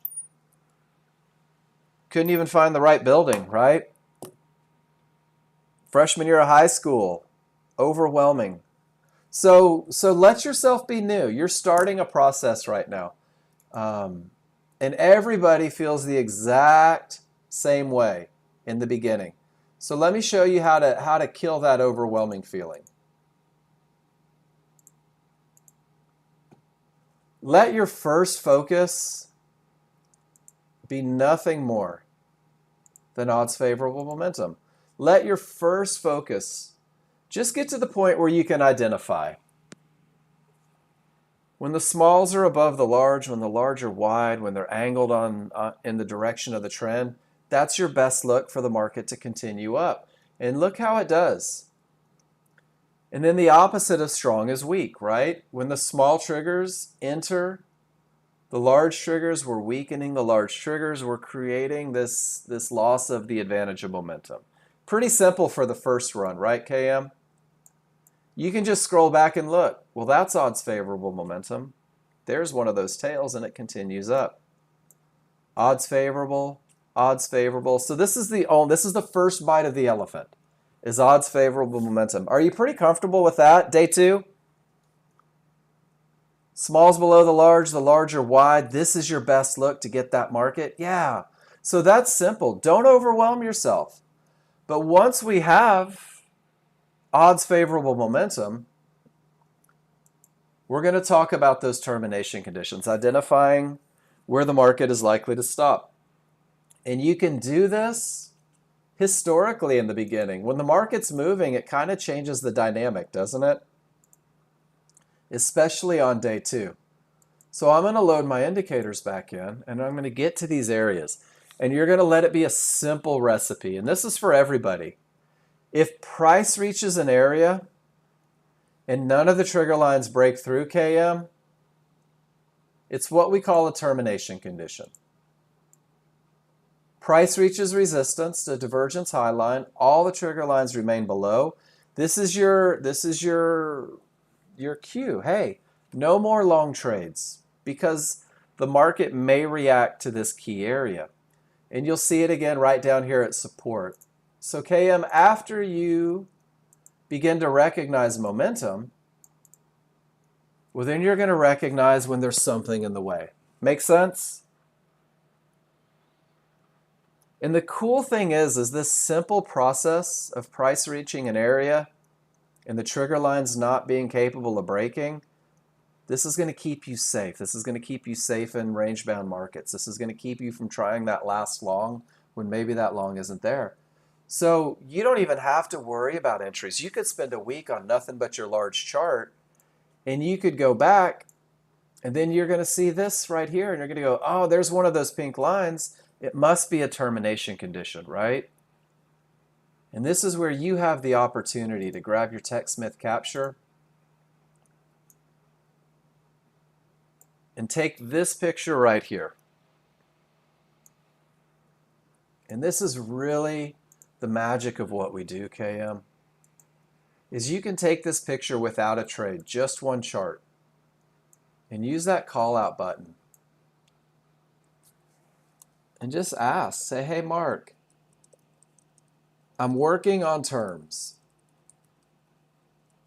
I circled the ones I think are them, right? Or just something like that that lets me know, hey, Mark, this is what I'm working on.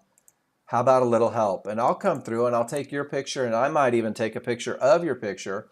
And I'll say, right here, KM, this is perfect, right? This is perfect. We don't trade into these because we know that may reverse the market. And you nailed it again right here. Outstanding job on those termination conditions. So now let's talk about right here. This mid-band, when a pivot doesn't come from a termination condition, this is our first target. And when that first target is reached, it's kind of an opportunity for us to stay out of a trade, let the market decide whether it wants to continue down or continue back up. And we may even talk about this. This is a pivot with a loss of momentum, but this isn't a termination condition because remember that the recipe is that price has to reach an area and then the trigger lines don't break. So we can identify areas that are, areas that are not. Yeah, so the basics are understandable. Yeah. And then once it's a foundational approach, right? And then once those foundations are in place and you're comfortable with the idea that odds favorable momentum and a clear path is a recipe for an entry, well, then you can wait for that condition to be true, right? You can wait for that odds favorable momentum, and you can wait for that momentum and that clear path and circle one of those tails on the 13-2. Are you with me so far? Smalls are still outside of the large. We haven't reached an area and we've cleared the previous. So now the conditions are right for an entry. I'm just going to circle the tail without looking at my smaller, faster chart. And this happens right around 10:16, between 10:16 and 10:25. So now I'm going to go back to my smaller, faster chart, to that period. There it is right there. So KM, this is the third step. When the rules are met, did the market pull back to an area of support inside of favorable large triggers? And this is kind of a two-part on this one. Let me get this picture. Now you can take a picture of your circle and you can use that call out button again. And you can say on your large chart, you had momentum, right? All you're doing is studying this after the fact. I had momentum. I had a clear path. I had my first two rules met. And I just circled the tail. Did the circle come back to an area of support inside of favorable large triggers? And then you're going to be able to annotate again. And what you're doing is you're creating this confidence through repetition. Area inside of favorable large triggers. And you'll work up your own abbreviations that I understand. So do you see how you had momentum, right? And you had a clear path. You didn't have to take a trade, doing all this historically, just creating recognition. And you circled the tail. And when you circled the tail, it lined up with an area inside a favorable large trigger. So you can literally come to this checklist and say to yourself, was this a high probability trend trade? Well, the termination created a full reversal. The full reversal gave odds favorable. You did have a clear path when you circled the tail. And on day two, you won't recognize this. So if you start with momentum and you start with a clear path, ultimately, you're going to work your way into entries. Does that make sense? It is a path and it's a foundation, and it's like eating an elephant. And when you eat an elephant, the only way to do it without being overwhelmed is one bite at a time. So allow yourself to be new. Give yourself just a little bit of leeway, because what you're going to find is that you'll be in a better spot than you thought sooner than you thought if you allow it to be simple initially. So Safia, weaker triggers, but a clear path. One divergence prints, beautiful entry. And before I go to your second picture. Medium probability trade, right? And on a medium probability trade, it has to be managed assertively. 2 divergences on a medium probability trade. Yeah. And I think that the challenge that you probably got here is it didn't reach that divergence high, did it? And that's probably where the first target was, at the problem. And you were so close, and it looks like it tapped and didn't hit. And it was weaker triggers, and it was right close to a top.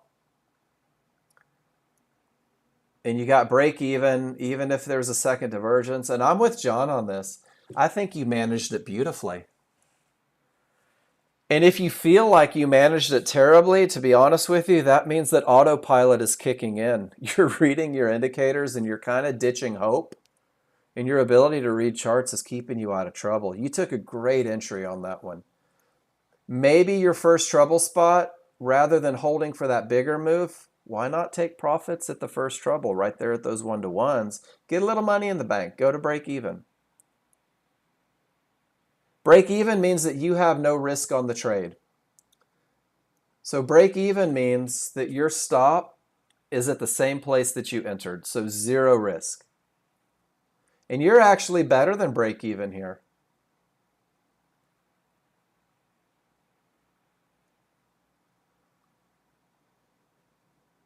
Right here, if divergence prints, you're out, right? Right at the reversal bar marker. You're saying if this doesn't keep going, I don't want it because I know I'm losing advantages. That's some rock star trading, Safia.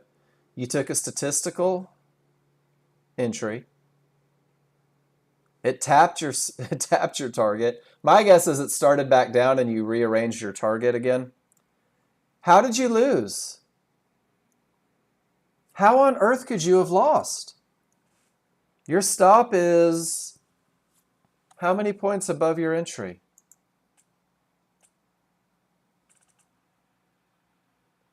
Your stop is almost 2 points above your entry. And you lost money on this trade? Did it spike down so fast that you got slipped? Can you show me the exit? Because this stop placement suggests that there's no way, is not making any losing. You didn't make anything. You didn't get the 2 points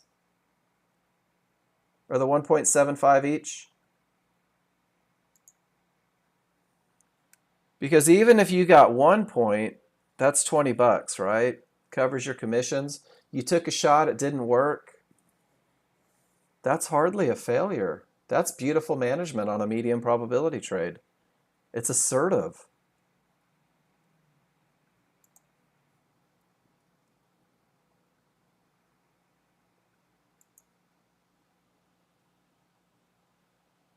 $24.75, you're in at 23. It's 1.75 times 2, guys. That's 3.5, right? Am I reading that right? I see your entry. 23 even.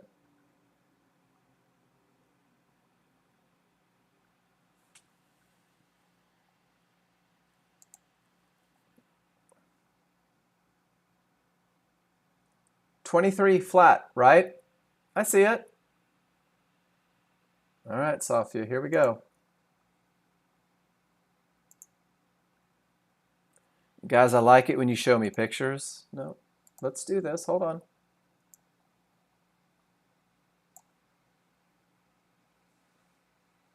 All right, you ready, Safia? Work with me here. You entered at 23 flat, right? You exited at 24.75 on a long trade, which means that you made 1.75 per contract. Is it 2 contracts? 3 contracts? 3 contracts. So that means that you made 5 1/4, right? At 20 bucks a point. I want to make sure I don't mess this up.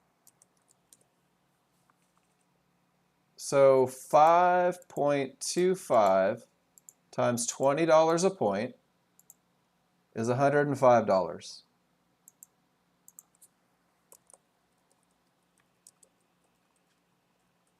All right, so $105 minus the 24, we'll just call it 25. So Safia, you made 80 bucks on this trade, right?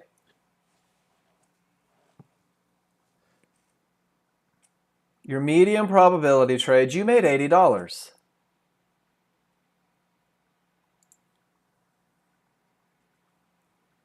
Which means that you took a medium probability scenario, you took a beautiful entry, you didn't hit your profit targets. No, I promise, that's it. I just did the math for you. You didn't reach your profit, but you didn't lose. When everything was said and done, this was an $80 trade. You took a shot at a medium probability trade, right? And you managed assertively. This is beautiful. This is a victory. This is a win. It's not the win that you wanted.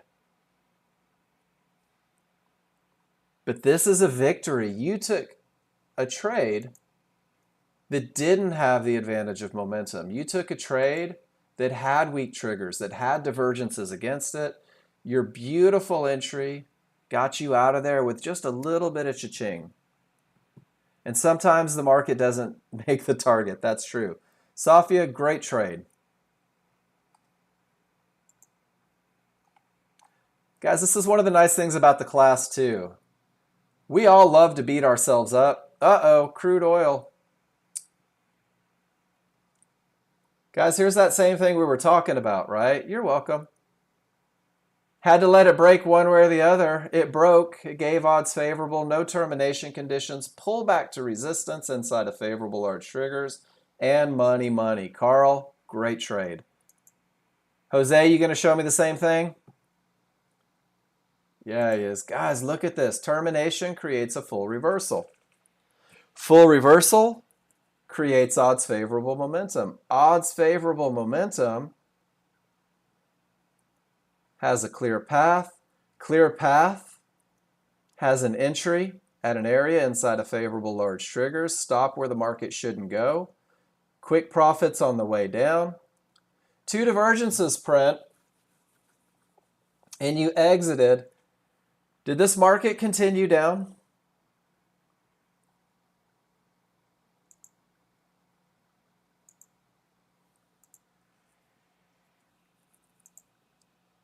Of course it did, right? Odds favorable momentum.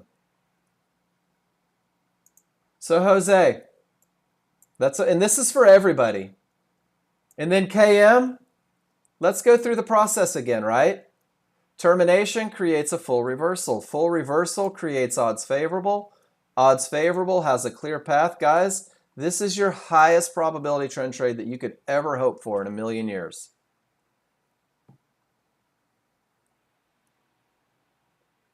Is everybody comfortable with that? All right. I hear you, Jose.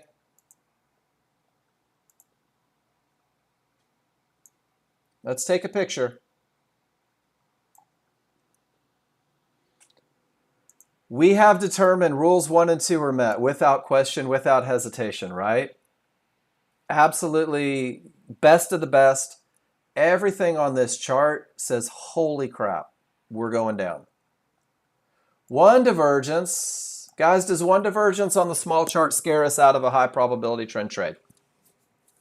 Jose, absolutely not, right? You got in, best of the best. Boom. Beautiful. Guys, and here's the one. Does two divergences on the best of the best, highest probability, absolutely nothing in the way, nuclear strong triggers from a termination that created a full reversal, does two divergences take us out of that trade? It's a high probability trend trade, right? Everything says down. Everything is screaming down. Every chart says down with a clear path. Guys, this second divergence gave you an add-on. Gave you a rules met trade. And John, they came in just a little bit. But look at the 13.2. And guys, this is going to be a little more difficult until you really develop trust in believing that the large chart leads the way. They were. So Alex, my question would be to you, when I have a termination that creates odds favorable momentum in the downside, nothing in the way, everything down, right? Everything says go. Alex, what's the one termination condition that I give respect on the 5-1 when my rules are met on the large chart? What's the only one? Do you guys remember?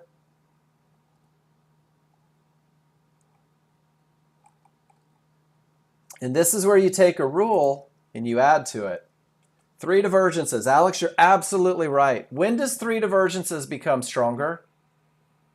When we have weak triggers and 3 divergences. Guys, 2 divergences is not a killer. When everything is perfect, 2 divergences is not a killer. 3 divergences. What might 2 divergences do? It might push us back up to the top of the window. But when the 13.2, when your large chart is this strong, and I think John said it, man, come and take my money. I'm staying in this trade. I'm probably adding on contracts. Does that make sense, guys? When it's perfect, when you're absolute best of the best, I want to send a picture home to mom. Termination creates a full reversal, odds favorable, everything says go. Large chart says, man, here we go. This is where we trust the large chart. So guys, if you took this trade and you managed out, which is okay, there you go. Managed out right at the area of resistance inside of favorable large triggers, right? With the best look, you were feeling good through the first pivot, started to doubt second pivot form, felt fear and excited, need to focus 100%. Alan, great trade. Look at all these advantages, right?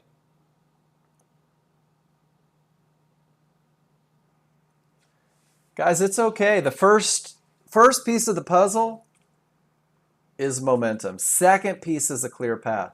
What kind of chart is your smaller chart? You guys remember when we talk about it? It's an entry chart. When everything says go on the 13.2, use it as an entry chart. When do we manage assertively? And you've got the checklist up. Guys, when does a trade require assertive management? Do you remember? Let's go down to the glossary of common terms. When it's a medium probability trade. When a small issue exists. Exactly, Derek. When there's some sort of challenge happening, manage assertively. Guys, if it's the best of the best, we're not managing assertively. We are making sure that we triple dog dare them to come grab our stops. And this will make you nervous sometimes.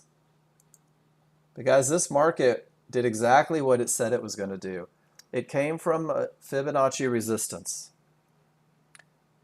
It created a full reversal. The trigger lines were strong. The entry was perfect.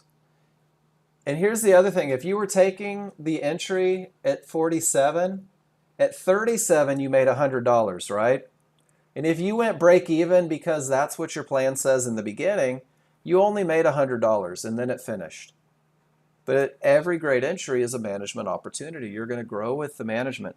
Guys, it's hard to get mad about $100 because if you do that 3 times a day, that's a $300 day. That's a $1,500 week. That's a $6,000 month on 3 trades that don't hit the second target. Isn't that amazing? The advantages set the tone. When it's perfect, force them to come get you, guys. Force them to take your money. Kind of a weaker top up here. Divergence prints, the triggers are weak. Look how it pushes down. Shoo! All the way back to a high probability trend trade. You guys think this is going to end up on that tail? Oh my goodness, there it is. Mid-band right at the bottom of the triggers. No divergence, strong triggers, all the way to Fibonacci support. Happens every day, guys. Every day, every market. The large haven't quite cleared support here. I don't have favorable large triggers. I've had 2 divergences. Not my best look. Repetition is going to help you identify these best looks over time. Guys, does it make sense? Those of you that took that crude trade, beautiful work. Nice job. Perfect entry. Your S&P is still trying to figure it out too, isn't it? Weak, all the way back to support. Absolutely no triggers. Break. Are they going for the next area? I don't know. But I know that I don't have odds favorable momentum, and I know that I don't even have the trend with me right now. So I'm just going to sit on my hands, and I'm going to take a deep breath, and I'm going to be patient, and I'm going to wait for the market to give me those advantages that I'm looking for. Derek, how we doing day one?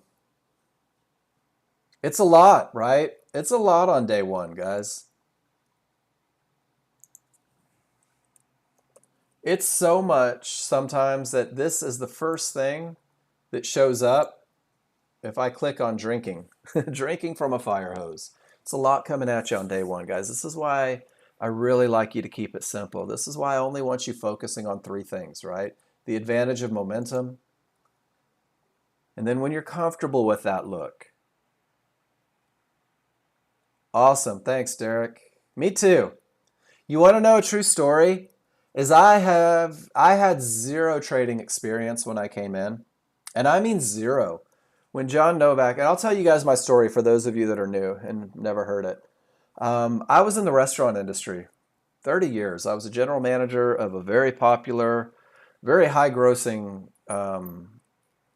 chain of restaurants in Texas. I loved it. I was good at it. I had my second spine fusion right before COVID hit in 2020. And my surgeon said, Mark, this is number 2. You are an absolute yahoo if you go back to the restaurant industry. So I panicked. I said, what on earth am I going to do? And John Novak said, Mark, it's time to become a trader. It's time for you to learn the software. It's time for you to learn the patterns, to learn the rules, to come through. And now you're going to have your next career. And he told me,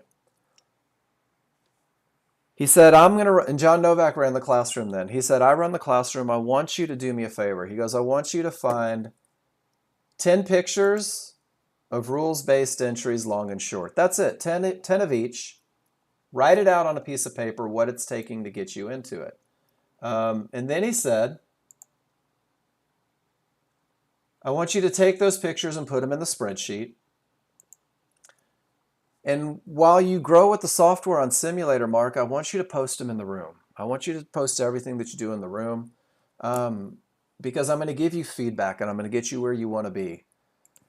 And guys, I never took a picture because I assumed that I could remember it. And I never used a spreadsheet because it felt like too much work. I know, I'm not proud of it. And I never posted in the classroom because what if I was wrong? What if I made a mistake in front of 50 complete strangers who I'll never meet in real life and they realize that I'm brand new at something? And I skipped the path, guys. And 30 days later, I went live and I blew $5,000 out of an account. And then I embraced the path. I said, oh, he's onto something here. And I started taking pictures and I started participating in class and I used my spreadsheet. And guys, I'll tell you what, I enjoyed it so much. I enjoyed the path so much, the correct path so much, that about 6 months, 8 months into using the software, I started teaching a 101 class for Nexgen in the afternoons. We started going over all the remedial stuff, all the basics, the slowdown, right? Just talking about the advantages and how to turn them into an entry.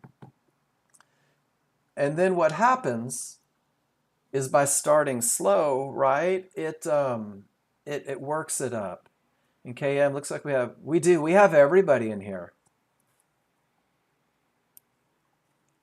We have everyone in here. No, that's okay, KM. And here's the reality of it. If you go to our Nexgen page on YouTube, and I want you to see why this class is geared for the new user. Every one of these videos, the first hour is exactly the same, KM. The first hour is repetition, the exact same thing every morning. And the same thing are the 3 advantages. Every morning we focus an hour on it. Every morning we focus the best of the best. So if you're brand new and you're still trying to absorb these and you find that the other noise in the classroom is distracting, guys, after the first hour, mute me, minimize me, and then go back to your charts and start practicing that circle of the tails, right? Just because everyone else is a little further ahead of you doesn't mean that you have to do what they do. Once the first hour is done and those rules are fresh in your mind, take your trend trade checklist, take the rules, and KM, go back and circle tails with odds favorable momentum. Take 10 pictures of where you think an entry might be. And then come back later and show me those pictures. Hey, Mark, at 13:30, right here, I had odds favorable, no termination, and there's one of those tails.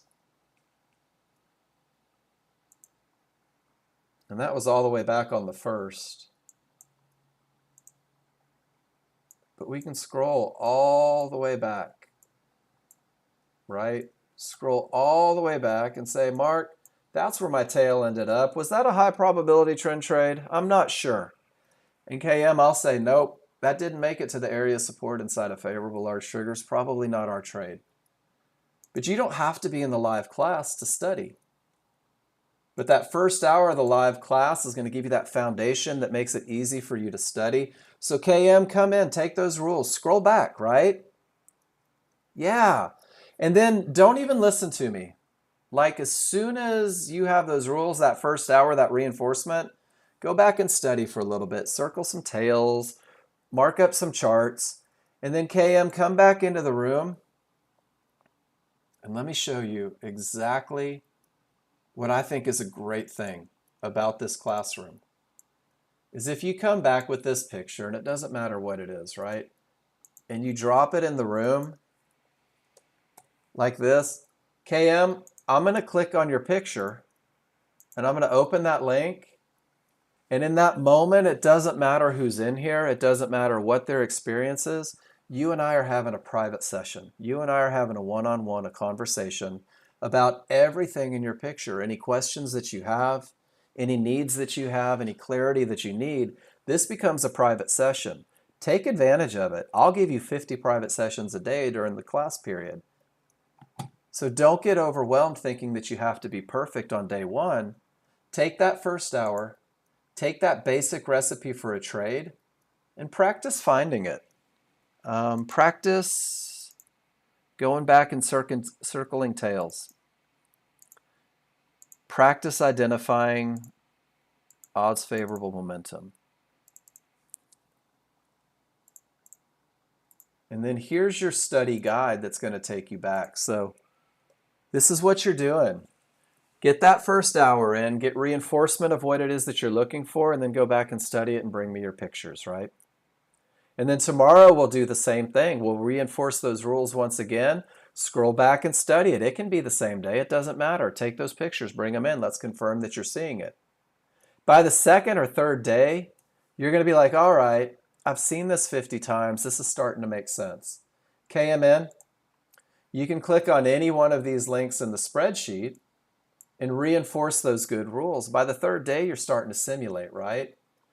And when you start simulating on that third day, because of that repetition, you're going to, let's say you enter the trade here, right? Let's say that you go long, no worries, and you get stopped out for a small loss or break even. And now you've kind of got that great foundation, and now you're going to bring this to class, and you're going to say, hey, Mark, I went long here, but it didn't work out. What happened? And I'll say, KM, let's take that checklist, right? Let's take that high probability trend trade checklist, and let's see where we were at. And we'll kind of police ourselves a little bit. We'll grab an arrow. And the market wasn't coming from a good top, but we know that that's not mandatory. It just increases the likelihood. And then we'll go to that first one. Did we have odds favorable momentum? And I'll say, well, I want you to notice how the smalls are below the large, not above. So I don't have odds favorable to the upside. And then if you're like, well, I kind of misunderstood that one, I'll say, no worries. Let's go back to the resource material, right? Let's go back to that tutorial section. And let's go to the section that defines strong triggers. And let's just kind of reaffirm our understanding. When the smalls are above in an uptrend, that's my best look for a pullback. In a downtrend, this is my best look for a pullback, for a short trade. And then we'll go back through and we'll look at your picture and we'll say, notice how we're in a downtrend and the smalls are on the wrong side. So KM, we don't have that advantage of momentum like we did over here. And we didn't quite have those areas inside of favorable large triggers, and it just wasn't quite a trade. And we'll do this every day, repetition, until you have that aha moment. And that aha moment is what's going to take you to that next level, right? You're going to say, hey, Mark, look at this termination condition on the bottom. I know that I'm not going short anymore because it may stop the market. And then it pulled all the way up to a mid-band and the large triggers didn't follow, and I'm saying this is indecision.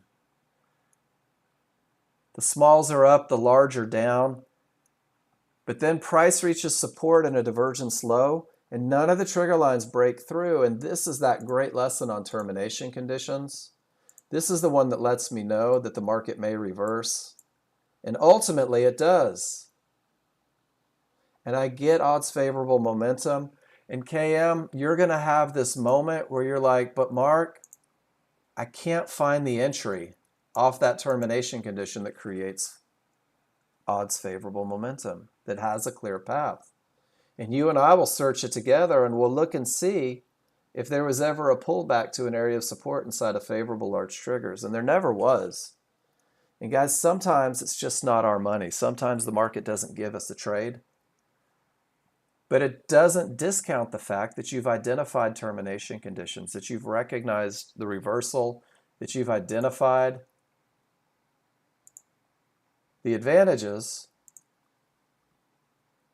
And then maybe you'll do what Ron does, and he'll say when a termination creates a full reversal and gives odds favorable momentum, and I clear the trouble spots, I'll just take a little chunk of it on the way up. And that's a different way of using that chart reading. So we'll work every day to reinforce your chart reading. We'll work every day to increase your understanding. And we'll work every day to make sure that you can get in at the absolute best of the best. And it just takes a little bit of time. Don't change my screen.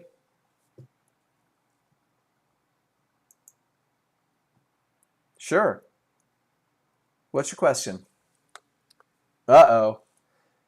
KM, it's not a high probability trend trade. This is Ron's plan. This is a different style of taking the advantages. But I'll answer any question that you have about it because I understand Ron's trade.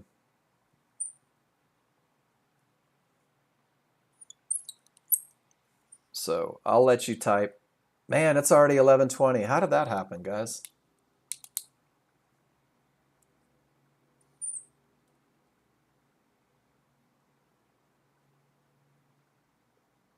Odds favorable momentum. Everything says up with a clear path, Gary. He has it written on there.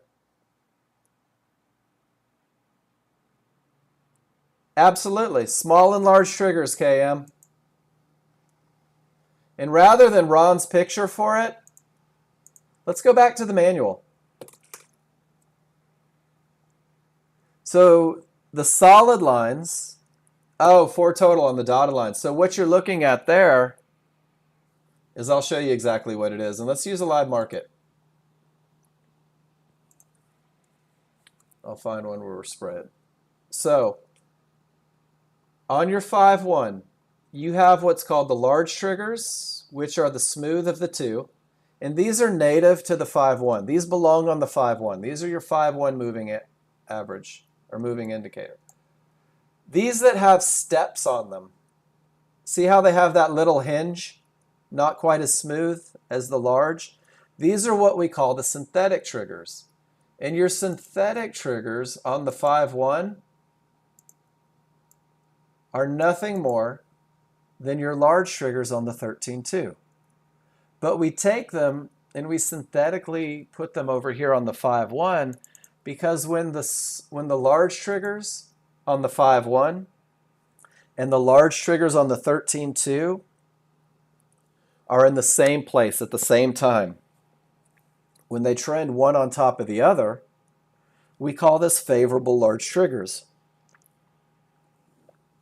And since all of our high probability trend trades come from areas inside of favorable large triggers, when these two overlap, they create the absolute highest chance of success, the smallest windows of opportunity, and make it easier to find these trades on the way down. Does that make sense? So the smooth ones belong to the 5-1. The synthetics belong to the 13-2. And watch this, that trade that everybody took in the room. Let me get back to it, 1044. So that trade that everybody took in the room. Oh, there's one right there. That's not the one that everybody took in the room. Oh, this is the wrong chart. It was NASDAQ. It was crude oil that trade came together.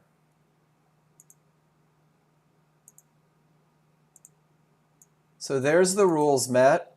And then look over here how the synthetic and the large are trending one on top of the other, creating that favorable large triggers, creating that smallest window of opportunity. Because when they're one on top of the other, there's less room for areas to fall inside of them. Does that make sense, KM? Awesome. Great question. And then Gary, Ron labeled exactly what he was looking for. Smalls outside of the large. Strong, strong, strong, strong. He lets the bar clear the midband. And his price bars haven't gotten to the wrong side of the small triggers. He's just looking for a little chunk. And he does it wonderfully, guys. 100 trades from Ron look exactly the same. They all have the same advantages. They all have the same look. And this is just his way of taking his chart reading and incorporating it into a trade. Safia, I don't see a reversal bar. So I'm going to say no. And guys, here's the other part of what we do. I don't know. There is no reversal bar. Nothing. He's in right here. When the path is cleared and they're strong. But guys, here's the deal. Ron is not paying your bills, right? If you want to get good at this, this is his reversal bar marker from the 13-2. That's all it is. Has nothing to do with... It's not a trend trade. The rules are different. Guys, Ron's not going to write you a check. His trading isn't going to pay your bills. Focus on what's easy to you initially. Focus on having your advantages. And as you grow with the software, you're going to see this. Safia, I spent a day and I market replayed 5 days trying to recreate Ron's trades. And in 5 days of market replay, I still screwed it up 40% of the time. Guys, if you see people posting winners, they've gone through the process of studying, of repeating, of establishing rules, creating repeatable rules to take these trades. Yeah, he makes it look effortless because he put the time in. I'm getting closer. It's just not my trade yet.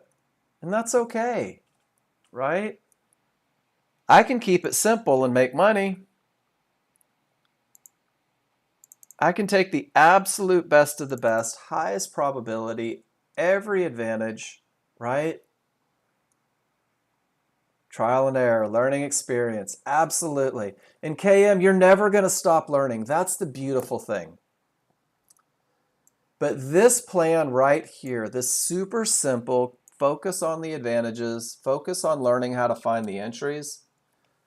This is a plan where I've never had anybody in the history of this class use this trend trade checklist exclusively and not do better than 70% winners.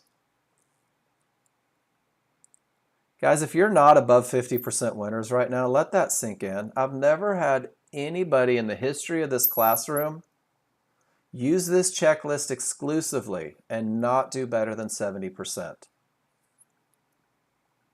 You don't need more trades to be successful. Guys, take the best trades and just do more contracts, right? When does that begin to change? It begins to change when you start abandoning advantages. It begins to change when you start forming opinions. Here's a blue line. I'm going to go long because it's support and the triggers are above. It's financial suicide. There was a divergence at a blue line. I'm going to go long when it comes back to that blue line. And then you get run over because you begin to form opinions. Let it be easy. Let it be simple. Let it be advantageous. Create a statistical advantage each and every time you take a trade. And in the beginning, as you're going through trial and error, guys, don't worry about whether you win or lose. Worry about whether or not you're following the rules. You're taking the best trades. Because as you grow with the software, you will get outside of what that high probability trend trade is. You'll start adding medium probability trades, right? Here's an old trade of his with rules. Rule number 1, very strong triggers. At least 20 ticks to the next trouble spot. Price must completely clear the previous trouble, meaning the back end of that bar has to be below resistance. Double check both charts before entering. Make sure you're in a good spot. Could have been his trade, except for the problem on the 13-2. This is how plans come to be, right? This is how trading plans get built. Going back, doing the study, establishing. And guys, that's April. So that means this happened back in March, maybe late February, when he's establishing and building a plan. I'm going to work with you every step of the way. All you have to do is tell me what your rules are. And if you tell me what your rules are, I'll hold you accountable. I'll help you create a checklist. I'll help you work out the advantages so that you can be consistent. Guys, look at that. It still hasn't gone up, no matter how much we wish it would, without momentum.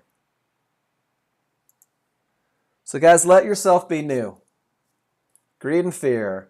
That's okay, and you will. So KM, do you know how you overcome the emotion? And this is a true story. Do you know what the first thing is to overcoming emotion? I'm going to give you it right now. Realize that you're not in control, guys. I don't care how cool you think you are. I don't care how important you think you are. Your opinion means jack squat in the market.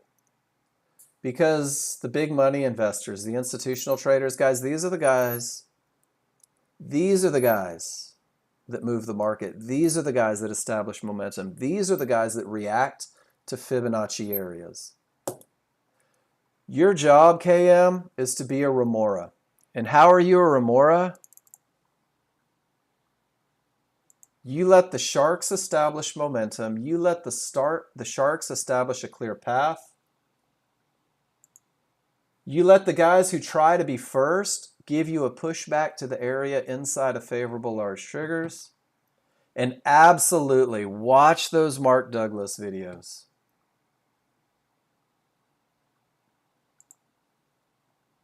And John Novak, if you can hear me, let's get that link and listen to Mark In Daily. If you go to the homepage on Nexgen, it works though, right? Down at the very bottom, the Mark Douglas. Guys, Google Mark Douglas. These aren't his best videos, I don't think. But he tells you, and this was mind-blowing for me, and I've actually got a little snippet, and hopefully John will come in and give you the links here.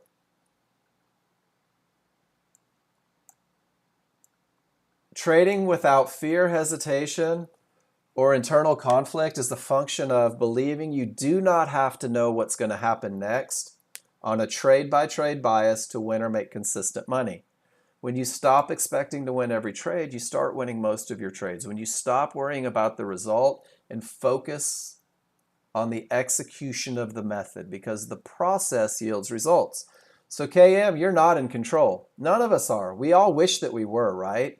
One trade is not a reflection on whether or not this works. Use a sample, 20 to 25 trades. And guys, developing trust is key. And how do you develop trust? You develop trust by scrolling back and watching it work over and over again, by looking at this spreadsheet and seeing these rules met. And accepting, and I'm glad I found this one, that even with odds favorable momentum and no termination conditions, guys, accepting that sometimes you have to be the butt rather than the boot, right? Sometimes you're going to have every advantage and it's still going to run you over because you're not in control. But if I take this exact look 100 times, those of you that have done the study, how many times can I expect to lose if I take this trade 100 times? What do you guys think? 20 to 30, right? So what's the flip side of that? How many times can I expect to win? 70 to 80 out of the 100, guys. The kicker is I don't know when it's going to happen. I don't know when I'm going to lose. I don't know when I'm going to win. I don't know anything other than my rules provide a statistical advantage, and that statistical advantage gives me the opportunity to be on the right side of things more often than the wrong side of things, which means I'm focused on the execution. I'm not focused on the result. So KM, welcome to the wonderful world of being human. Everybody wants to be in control. Everybody wants to be the guy that moves the market. Everybody wants to be first. But the reality is it's easier to be a remora. And that's what we talk about in the first hour every day. Just being a remora. Being the guy that accepts that he has absolutely no ability to move the market, that the large crowd, the deep pockets are going to make it happen. We don't have to fight it. All we have to do is take advantage of it. It's just a little bit of study. Keep it simple. Keep it focused. Take this picture on tails and go circle 10 of them. Take 10 pictures, bring them to class tomorrow, and let's talk about them, each and every one. Write your rules on the charts. What do you think, guys? Simple path, right? Simple plan. Not necessarily easy, because it means that you have to work a little bit. You have to study a little bit. You have to take pictures. You have to participate. But if you ask anybody that's been participating and you ask anybody that's been presenting pictures, if the software works or does not, the software works flawlessly, guys. We are the variable, whether or not we follow the rules. We are the variable, whether or not we embrace the advantages, whether or not we fight the advantages. Here is that watch list, tops and bottoms. Some of John's stuff, NASDAQ reversals. There's one more that's not on there. The Mark Douglas aren't on there. If somebody saved the watch list or the video list with the Mark Douglas video on there. Oh, here we go. I got John's newest watch list. Sorry. Disregard this one that I just put in the room, please.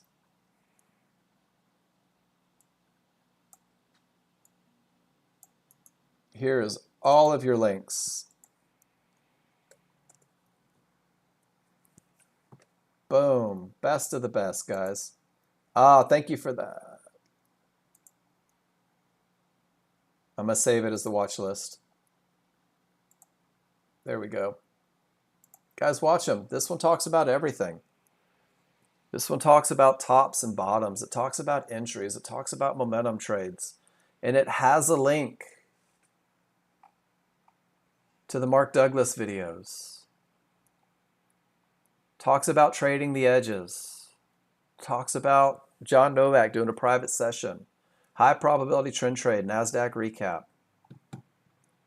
John Novak when he taught the education room back in September. And then all the Mark Douglas stuff, guys. Embrace it. Believe that Nexgen is going to give you everything that you need. Everything that you need. It's going to be up to you whether or not you swing that hammer. Gets good around 414. Yep. And guys, I'm going to warn you now with the Mark Douglas, make sure that you run it at about 1.5 times speed, because he is the king of awkward pauses, and he will sit there and pause.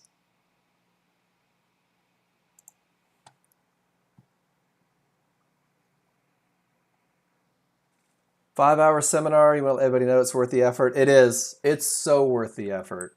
Mark Douglas videos will change your life. So you guys that are brand new, I usually take a minute off, but I'm not going to do it. Guys, you guys that are new, so KM, K-Pops, who else do we have in here? How are we doing? Guys, make this your class. Shogun, how are you doing? Who else is in here that's kind of new? Talk to me, guys. If you need help, talk to me. Loss of momentum, no reason to take the trade. Straight to resistance, not going long. As we return to the pivot low, the triggers haven't broken. Guys, this is the same look that we saw in crude oil earlier. Not a termination, just a pivot with divergence, straight to resistance. One of two things are going to happen, guys. Either this divergence low is going to hold, it's going to reverse the market, it's going to push it the other direction, or it's going to break. It's going to give us odds favorable. It's going to give us a clear path. In the moment, there's nothing for me to do except wait for the advantages. And that's tough for a lot of people. But Mark, I want to be in a trade now. But you don't have the advantage of momentum. But Mark, I really want to trade. But you don't have areas inside of those favorable large triggers. But Mark, I really wish this area would break. Well, it might. Let's give it a second and find out. And it's just rinse and repeat, guys, over and over. We're going to do the same thing every day. We're going to say the same thing every day. We're going to embrace advantages.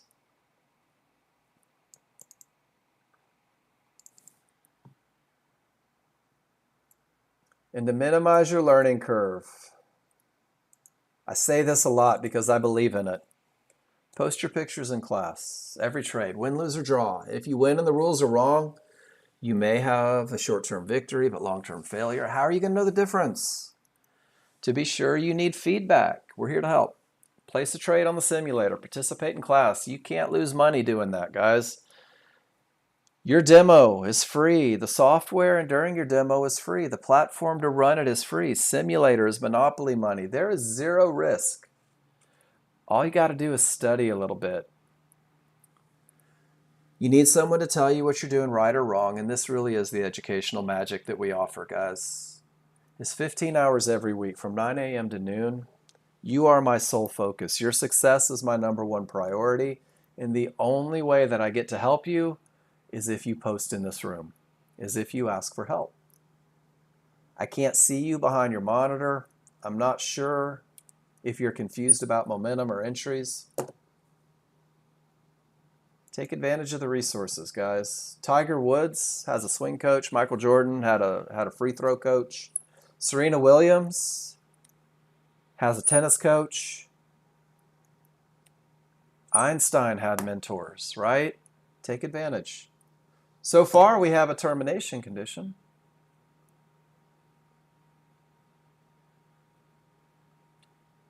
Well, KM, the class is driven by you guys, right? So the first hour, I don't even look at the live charts because the reality is the live charts are a hindrance if you don't know the rules. The second hour, I typically look at everything that you guys are posting and we talk about how they fit the rules. The third hour is up to you guys what we do. I'll leave the live charts up, but did you notice how I went to all three markets and the rules aren't met? Which means no matter which live chart I pull up, there is no live trading opportunities. Not yet. If one happens to present itself while we're looking at the live charts, we'll definitely talk about it. But 90% of what we do during the day is waiting, which is why historical study is so important. Understanding what you're looking for. But right now, do you see the smalls are above the large, but they're both red. All the triggers are below this area, which means I can't go long even in an uptrend. I do have a termination condition, but it hasn't created a full reversal. So I'm in a holding pattern. And that's just per the rules, I'm in a holding pattern. But if they present themselves while we're watching the live market, absolutely. But the reality is me pointing out trades in the live market isn't going to make anybody in here a better trader. You guys going through and practicing and then getting feedback is going to make you a better trader. Guys, there's not a darn thing to do on three markets, which means that you should be stretching your legs, taking a deep breath, do a little yoga. Now this termination condition is trying to create a reversal, right? We can play the if-then scenario. If these large triggers roll, if I get a clear path, and ultimately if I end up with an area inside of favorable large triggers, all day long, wild horses couldn't keep me out of the trade. Because high probability trend trades that happen after a termination condition are high probability trend trades. They typically win 70-80% of the time. But it's got some work to do. I need to get above 15,374. I need to get some trigger lines above these areas. I need that odds favorable momentum, and I need these two to trend together to give me the absolute best of the best look. Does that make sense, KM? If it sets up, if we're in the live market and it looks like this and everything is kind of trending down, man, we'll circle windows of opportunity. We'll talk about them as they come up. I've got no problem doing that. It will. Day 2, KM, write it down on a piece of paper. In all caps, write down that you're new. And remind yourself that it's cool. It's all right to be new. We were all new at some point. I have people that no longer attend the class because they're trading so well. And on the first week, they told me, man, it feels like a different language. You might as well be talking Chinese. And unless you speak Chinese, it doesn't help, right? Termination creates a full reversal. Full reversal starting to give me that momentum. My large triggers are still below the areas. My small triggers are still below 66. And look at how there's no strength in the triggers here. They're not favorable large. I'm not looking for a trade yet. I'm getting close. We're getting closer and closer. But I'm not there yet. And it will sink in.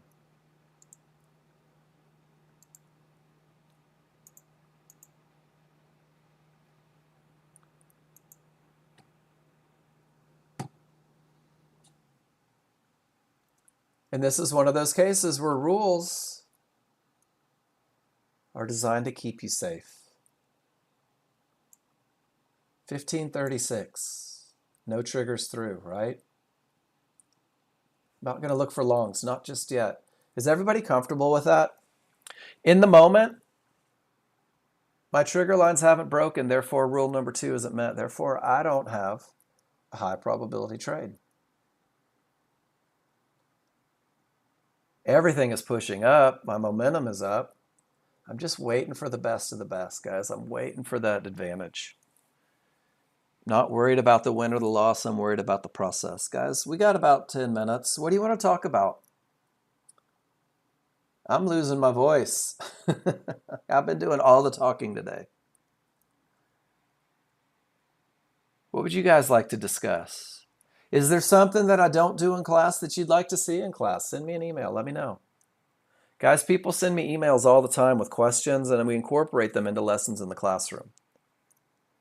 So if you have questions and you're super shy, sitting on the sidelines, send me an email.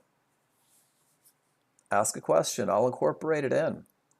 But everything that I do is going to revolve around that recipe. The exact same recipe that Nexgen's been teaching for an awful long time. The advantages that the rules provide, how to practice so you become comfortable with them, how to simulate so that you can practice them over and over, how to post in the room so you can get feedback on what you're seeing, what you're thinking. I thought that I knew termination conditions wonderfully in the beginning. I really did. And the more I studied, the more I realized that I had questions, and I had to present those questions in class and get some clarity on termination conditions. And then I thought I was taking the right entries. It is. So it's posted, and then KM for you. The only thing that I would really worry about right now is go to live, and let me give you the link to that. The first hour of every class is exactly the same. The first hour of every class is reinforcing the rules, the looks, the advantages, where to find them. So if you're in the first week, and this goes for anybody, and you go back, don't try and watch the whole class. Watch the first hour.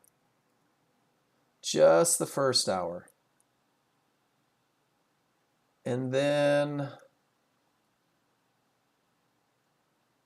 I'm looking to see, there was one class where all it was a 101 class. I'm not sure where that went. So there's the link to it. Watch the first hour. First hour gives you your foundation.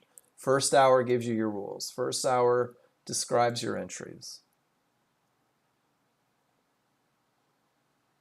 And now we're waiting for everything to come together. Look at that. The S&P still hasn't done much of anything, trying to figure it out. Crude oil has a pivot. No areas inside of favorable large triggers, not rules-based. We don't have to guess. Is it going to be this blue line or this blue line or this blue line? Is it going to be the mid-band? Hell, I don't know. What I do know is that I don't have momentum, and I don't have an area inside of favorable large triggers, which means 2/3 of my rules aren't met. And if my only options are rules met or rules not met, I'm not in this trade, guys. I didn't just get run over at the mid-band.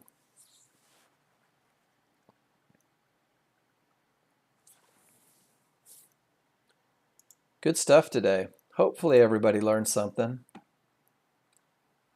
Use that spreadsheet, guys. Fill this thing up. I'm going to give you mine one more time if you were too shy to take it in the beginning. The more you study the entries, the easier they become. The more you study the entries, the more you develop trust.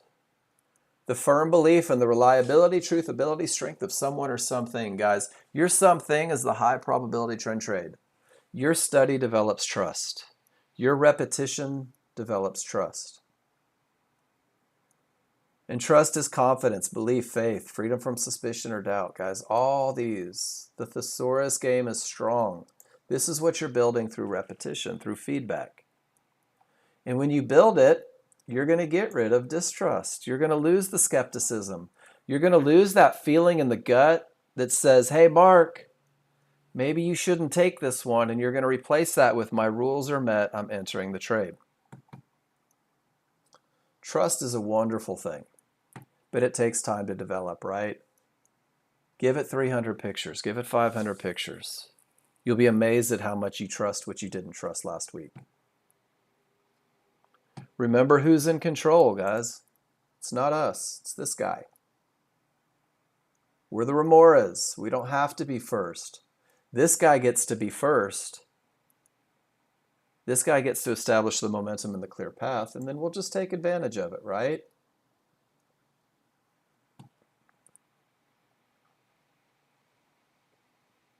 I'm just going through pictures right now.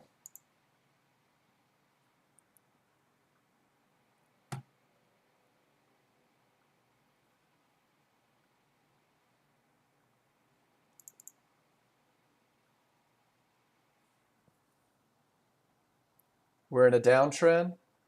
We've reached support. So here's one to end on. Does everybody see how the large triggers are a full bar away? How do we know they're a full bar away? This white line is your reversal bar marker. This is the point at which this bar becomes a reversal bar.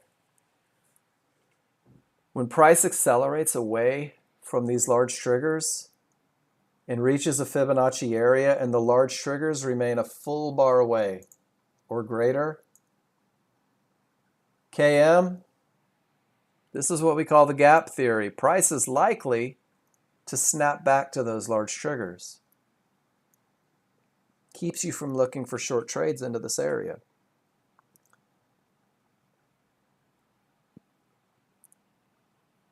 This is a way to determine whether or not a midband is behaving as a termination condition. Anytime an area is reached and the large triggers don't follow, price may snap back to those large triggers. It does more often than it doesn't, which means that I'm not looking for a short because the large triggers are all the way up here. And very often, when that happens, it'll try to go to that next key area, especially if we've been in an uptrend the way we have been.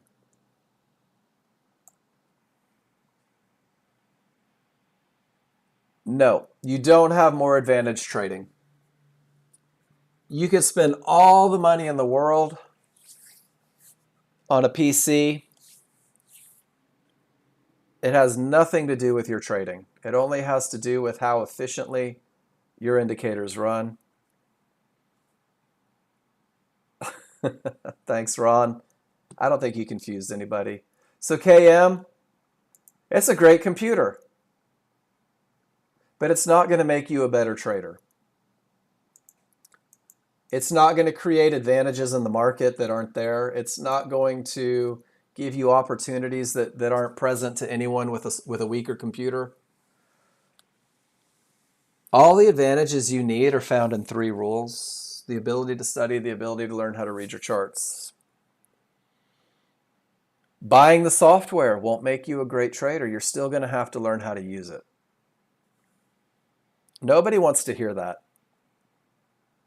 If I spend $250,000 on a Ferrari, it doesn't make me a race car driver, right?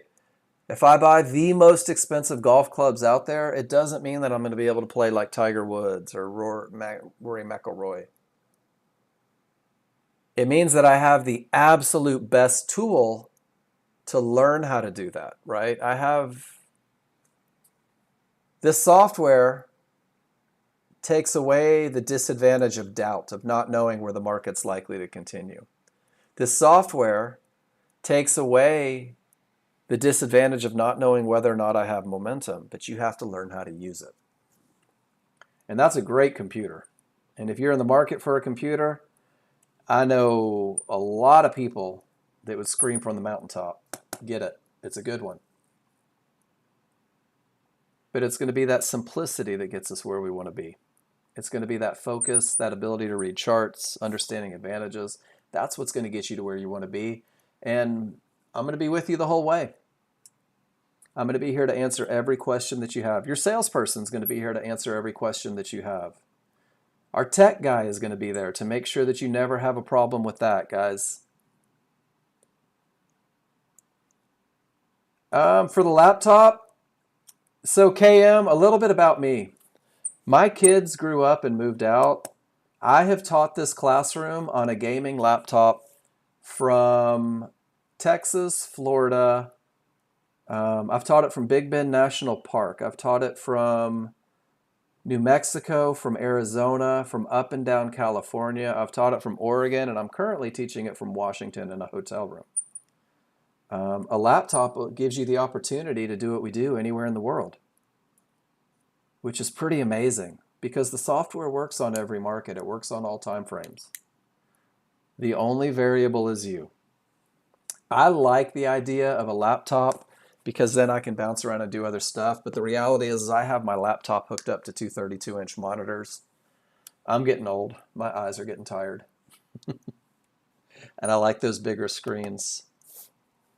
But if you're cool with the reading glasses, you can do everything that you want. And I know that there are companies that make little side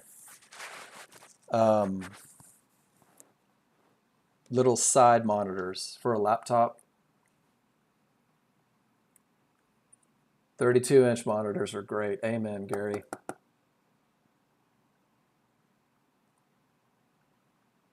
So right now, KM, you're collecting tools. I'm going to teach you how to swing that hammer. We're going to build a house together. Look at that. 7173 hasn't come close to breaking yet, has it? Gap theory is still in effect. Let's see if it makes it up to 72 flat. It is. KM, I got you. Just keep showing up and keep asking questions. I'm telling you, there's 50 people in the room. If 3 of you talk, 3 of you get private sessions all day long. Squeaky wheel gets the grease. And with that, I'm out. Guys, thank you for being here today. Thank you for your participation, for your questions. Thank you for your observations. I will be back tomorrow morning at 9 a.m.